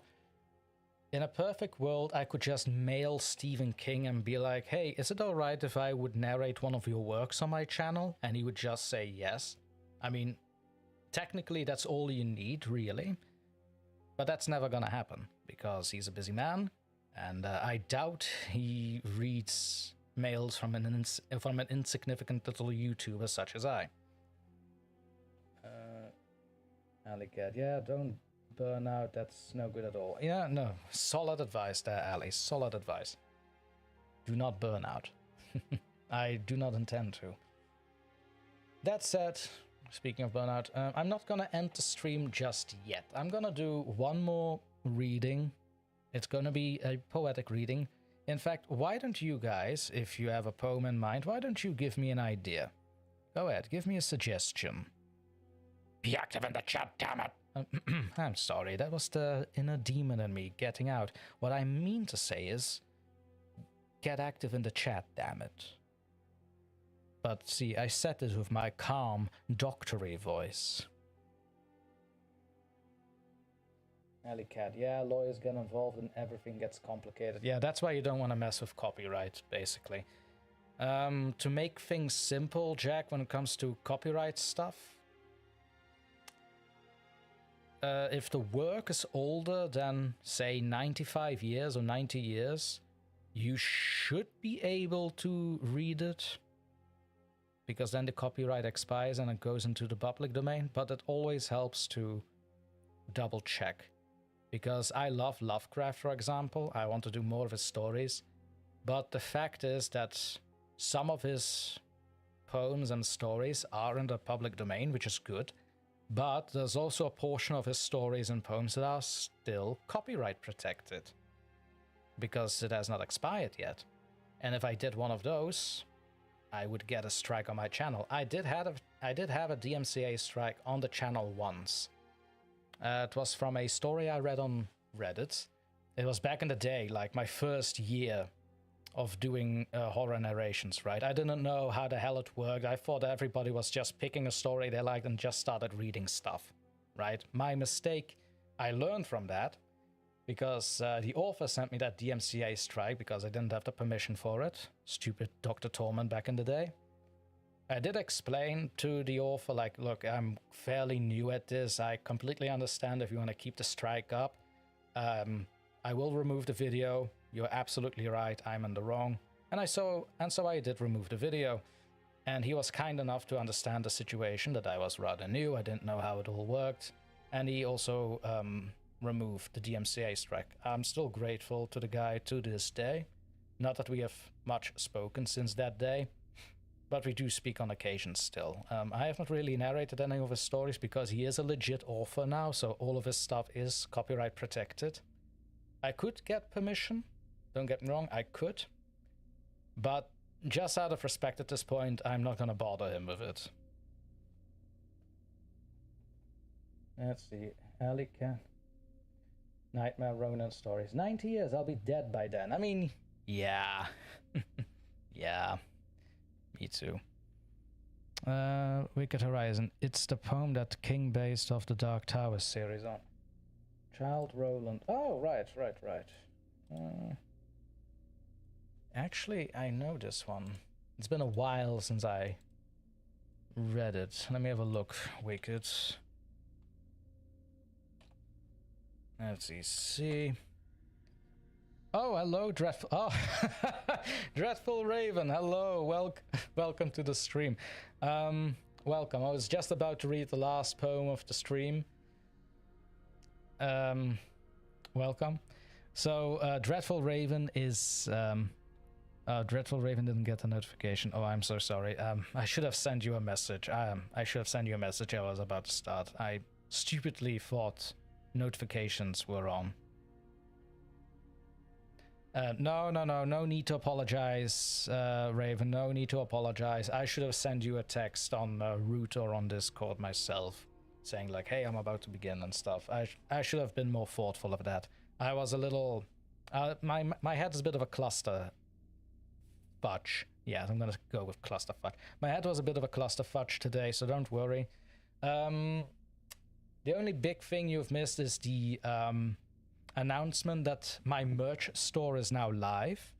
I'm going to put the final link in the chat now about that one.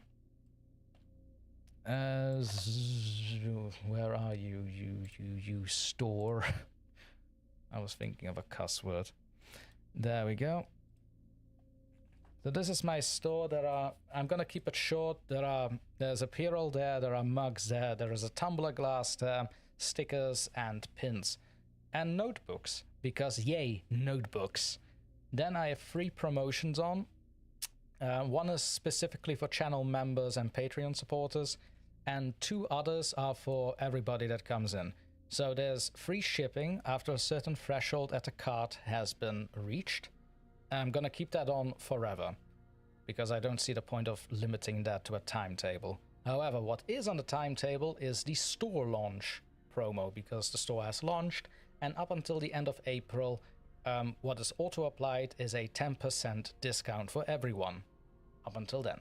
Then for channel members and Patreon supporters, there is the Madness promo, which gives 15% off the entire order, and of course also free shipping is included, because that's for everyone. But the threshold for that 15% off is a little lower than the usual free shipping. So that's the big thing. That's all you have missed. That's the important thing you have missed. Now, without further ado, right. Now this is also a little bit longer.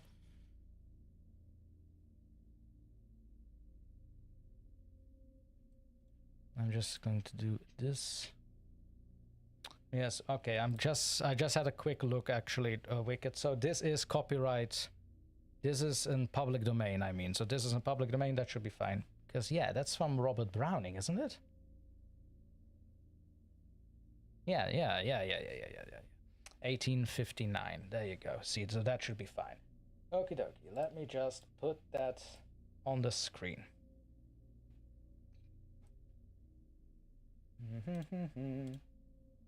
That's gonna be the last reading for today.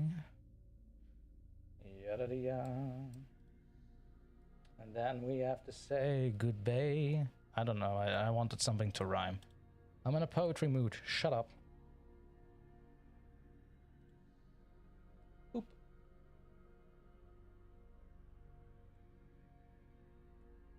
Oh wow, I need to make that very much smaller. That's a long title. Oh, there we go. So, reading Childe Roland to the Dark Tower Came by Robert Browning. See Edgar's Song and Lear. Oh, yeah, sure. That's a nice little thing. Okie dokie. Well, where is my thing?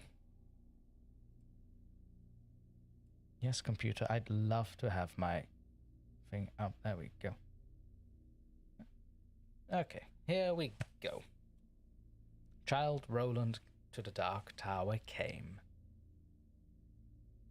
My first thought was, he lied in every word, that hoary cripple with malicious eye, askance to watch the working of his lie on mine and mouth scarce able to afford suppression of the glee that pursed and scored its edge at one more victim gained thereby. What else should he be set for with his staff? what save to waylay his lies and snare all travellers who might find him posted there, and ask the road. I guessed what skull-like laugh would break, what crutching gin write my epitaph, for pastime in the dusty thoroughfare. If at his counsel I should turn aside into that ominous tract which, all agree, hides the dark tower, yet acquiescingly I did turn as he pointed, neither pride nor hope rekindling at the end descried, so much as gladness that some end might be. For, what with my whole world-wide wandering, what with my surge drawn out through years, my hope dwindled into a ghost not fit to cope. With that obstreperous joy success would bring, I hardly tried now to rebuke the spring my heart made, finding failure in its scope. As when a sick man very near to death seems dead indeed and feels begin and end, the tears and takes the farewell of each friend, and hears one bid the other go, draw breath freely outside, since all is o'er, he saith, and a blow fallen no grieving can amend. While some discuss if near the other graves be room enough for this, and when a day suits best for carrying the corpse away, with care about the banner, scarves, and staves, and still the man hears all and only craves he may not shame such tender love, and stay. Thus I had so long suffered in this quest, heard failure prophesy so oft been writ, so many times among the band to wit. The knights who the dark tower's surge addressed, their steps that just to fail as they seemed best, and all the doubt was now, should I be fit. So quiet as despair I turned from him, that hateful cripple out of his highway, into the path he pointed. All the day had been a dreary one at best, and dim was settling to his close, yet shot one grim, red leer to see the plain catch its estray. For mark, no sooner was I fairly found, pledged to the pain after a pace or two, than pausing to throw backward in a last view. To the safe road 'twas gone, grey plain all round, nothing but plain to the horizon's bound. I might go on, naught else remained to do. So on I went. I think I never saw such starved ignoble nature, nothing throve. For flowers as well expect a cedar grove. But cockles, spurge, according to their law, might propagate their kind with none to awe. You'd think a burr had been a treasure trove. No, penury, inertness and grimace, in some strange sort where the land's portion, see, or shut your eyes, said nature peevishly. It nothing skills, I cannot help my case, the judgment's fire must cure this place, calcine its clots and set my prisoners free. If there pushed any ragged thistle stalk above its mattress, the head was chopped, the bends were jealous else. What made those holes and rents in the dock's harsh, suave leaves, bruised as to balk all hope of greenness? 'Tis a brute must walk, pashing their life out with a brute's intents. As for the grass, it grew as scant as hair. In leprosy, thin dry blades pricked the mud, which underneath looked kneed up with blood. One stiff, blind horse, his every bone a stare, stood stupefied, however he came there, thrust out past service from the devil's stud. Alive, he might be dead for all I know, with that red, gaunt and colloped neck a-strain, and shut eyes underneath the rusty mane. Seldom went such grotesqueness with such woe. I never saw a brute I hated so. He must be wicked to deserve such pain. I shut my eyes and turned them on my heart, as a man calls for wine before the fight. I asked one draught of earlier happy sights. Ere fitly I could hope to play my part. Think first, fight afterwards, the soldier's art. One taste of the old time sets all to rights. Not it. I fancied Cuthbert's reddening face beneath its garniture of curly gold, dear fellow, till I almost felt him fold an arm and mine to fix me to the place, the way he used, alas, one night's disgrace. Out went my heart's new fire, and left it cold. Giles then, the soul of honor, there he stands, frank as 10 years ago when knighted first. What honest man should dare, he said, he durst. Good, but the scene shifts. Foe! What hangman's pinned to his breast a parchment, his own hands read it. Poor traitor, spit upon and cursed. Better this present than a past like that. Back therefore to my darkening path again. No sound, no sight as far as eye could strain. Will the night send a howler or a bat?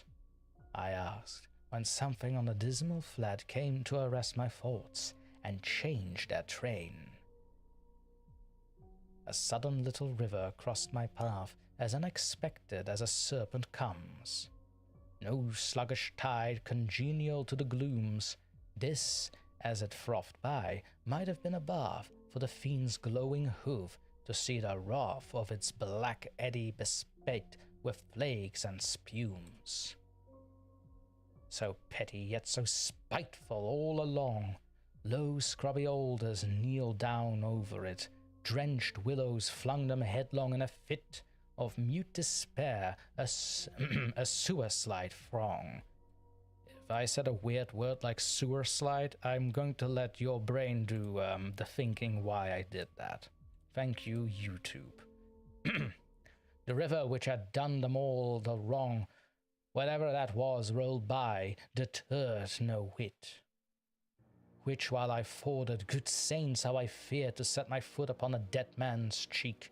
Each step or field a spear I thrust to seek for hollows tangled in his hair or beard. It may have been a water rat I speared, but it sounded like a baby's shriek. Glad was I when I reached the other bank. Now for a better country, vain presage. Who were the strugglers? What war did they wage? Whose savage trample thus could pad the dank soil to a splash, toads in a poison tank, or wild cats in a red-hot iron cage? The fight must so have seemed in that fell wait a second, what's that word?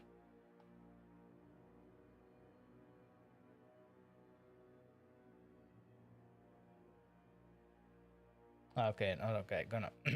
Sorry for that, I was looking at this word, I was like, wait, is that a French word, and how do I pronounce it? Okay. The fight must have seemed in that fell queue. What kept them there, with all the plain to choose? No footprint leading to that horrid mews. None out of it. Mad brewage set to work, their brains no doubt, like galley slaves the Turk pits it for his pastimes. Christians against Jews.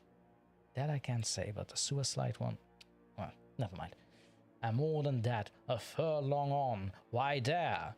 What bad use was that engine for, that wheel, or brake not wheel, that harrow fit to reel? Men's bodies, out like silk, with all the air of Tophet's tool, on air left unaware, or brought to sharp in its rusty teeth of steel. Then came a bit of stopped ground, once a wood, Next to marsh it would seem, and now mere earth. Desperate and done with, so a fool finds mirth, makes a thing and then mars it, till his mood changes and off he goes, within a rude bog, clay and rubble, sand and stark, black dearth. Now blotches rankling, coloured gay and grim, now patches where some leanness of the soils broke into moss or substances like boils. Then came palsied oak, a cleft in him, like a distorted mouth that splits its rim, gaping at death, and dies while it recoils. And just as far as ever from the end, naught in the distance but the evening naught, to point my footstep further. At the fort, a great black pyramid, Apollyon's bosom friend, sailed past, nor beat his wide, winged dragon pen that brushed my cap, perchance the guide I sought. For looking up aware I somehow grew, spite of the dust the plain had given place, all round to mountains, with such name to grace, mere ugly heights and heaps now stolen in view. How thus they had surprised me, solved it you. How to get from them was no plainer case. Yet half I seemed to recognize some trick of mischief happened to me, God knows when. In a bad dream perhaps, here ended then, progress this way. When in the very nick of giving up one more time, came a click, and when a trap shuts, you're inside the den. Burningly it came on me all at once. 'Twas this place, those two hills on the right, crouched like two bulls locked horn in fight, while to the left a tall scalped mountain. Duns, fool to be dozing at every nonce, after a life spent training for the sight. What in the midst lay but the tower itself, that the round squat turret, blind as the fool's heart, built of brown stone without a counterpart in the whole world. The tempest mocking elf points to the shipman, thus the unseen shelf. He strikes on only when the timbers start. Not see, because of the night perhaps? Why, day came back again for that. Before it left, the dying sunset kindled through a cleft. The hills like giants at a hunting lay, chin upon hand to see the game at bay. Now stab and end the creature to the theft. Not here, when noise was everywhere. It tolled, increasing like a bell, names in my ears of all the lost adventures my peers, how such a one was strong, and such was bold, and such was fortunate, yet each was old. Lost, lost, one moment knelt the woe of years. There they stood, ranged along the hillsides, met to view the last of me, a living frame for one more picture in a sheet of flame. I saw them, and I knew them all, and yet dauntless the slughorn to my lips I set, and blew. Childe Roland to the dark tower came. And that was Wicked Horizon's suggestion as the final poem, Childe Roland to the Dark Tower Came, penned by Robert Browning, another legendary poet. Ooh, that was a good one to end off with. Like, it was a little more difficult than I'm used to. It might be the structuring of the poem itself. It has 34 stanzas. Yeah, it might just be the structuring. Like, I felt a little bit there.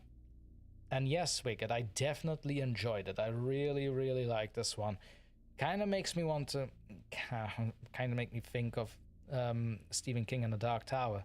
That might also be because Jack mentioned Stephen King in the chat before reading this poem, and Stephen King having, well, the Dark Tower series. God damn it, Jack, now I want to read the Dark Tower series again. Well, Well, that's it. DrTorment's going to be missing for a few weeks now while I read up on that again. Whew.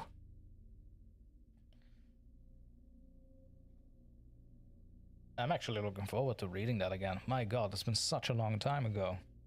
Anyone who hasn't read The Dark Tower by Stephen King, read it. You don't know what the hell you're missing. If you're a book reader, by all means.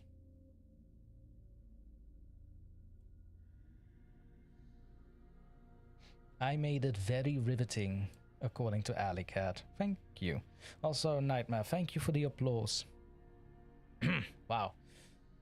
Like I said, Wicked, that was a goodie. That was a goodie. I like that one. Fine. That was a bit of a challenge. I like this. I do like it when I'm being challenged. Again, I'm not used to this stanza, right? Where the third line mostly is rhyming with the very last line, like every 3 lines. I'm not used to that stanza with the poems that I read, so this was a nice little change of structure and a challenge, like I said before. I liked it. It was very good. The Dreadful Raven says, yeah, I haven't read it yet. What do you mean you haven't read it? Raven, get on with it! And yeah, the style is older English from the 1800s. I mean, yeah, don't get me wrong. I also read poems that are a little older than just the Victorian age, but yeah, I can't really place it. Like I said, it's those every 3 lines thing, you know, where the third line rhymes with the very last line. It might be that's throwing me off a little bit. I don't know how to explain it. Yeah, it might just be the style from in that time. This is one that I'm not really come across a lot with. But like I said, it was a good practice.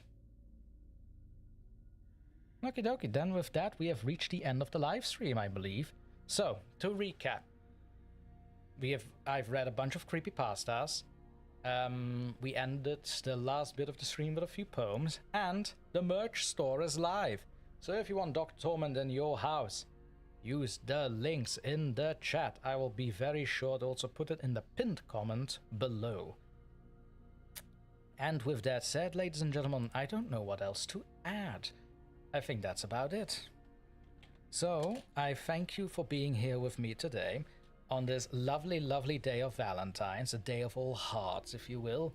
And let's hope that the couples that we know and love ourselves had a very abysmal day and shoving their love in our faces so they can no longer I'm taking this a little too personal. I mean, we like them. We like those couples.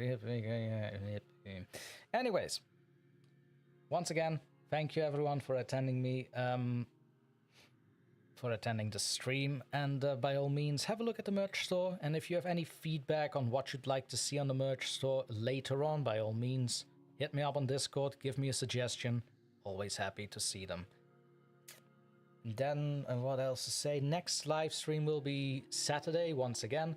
I'm changing up my schedule, by the way. That's also something I wanted to touch on, but I will make a separate post about it.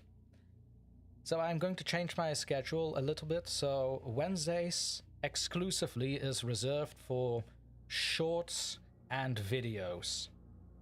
Remember that. So if you see me posting a video, it will from now on be on Wednesdays. Not that they happen a lot thanks to Dracula. I love the project, but it's taking so much of my time. I cannot stress this enough. So this also includes for real. So basically, if it's narration content, that will all be on Wednesday, whereas live streams such as this one and gaming streams will all be regulated to Saturday. Like I said, I will make a separate post about that and post it in the community and the Discords. Well done. Once again to the thank you tour. Thank you everybody for joining me today. Please, if you want to see more content from me, consider giving the video a like, hit the subscribe button, tickle the bell icon so you never miss another notification again from me, and I'll see you all in the next session in Tenebris Veritas.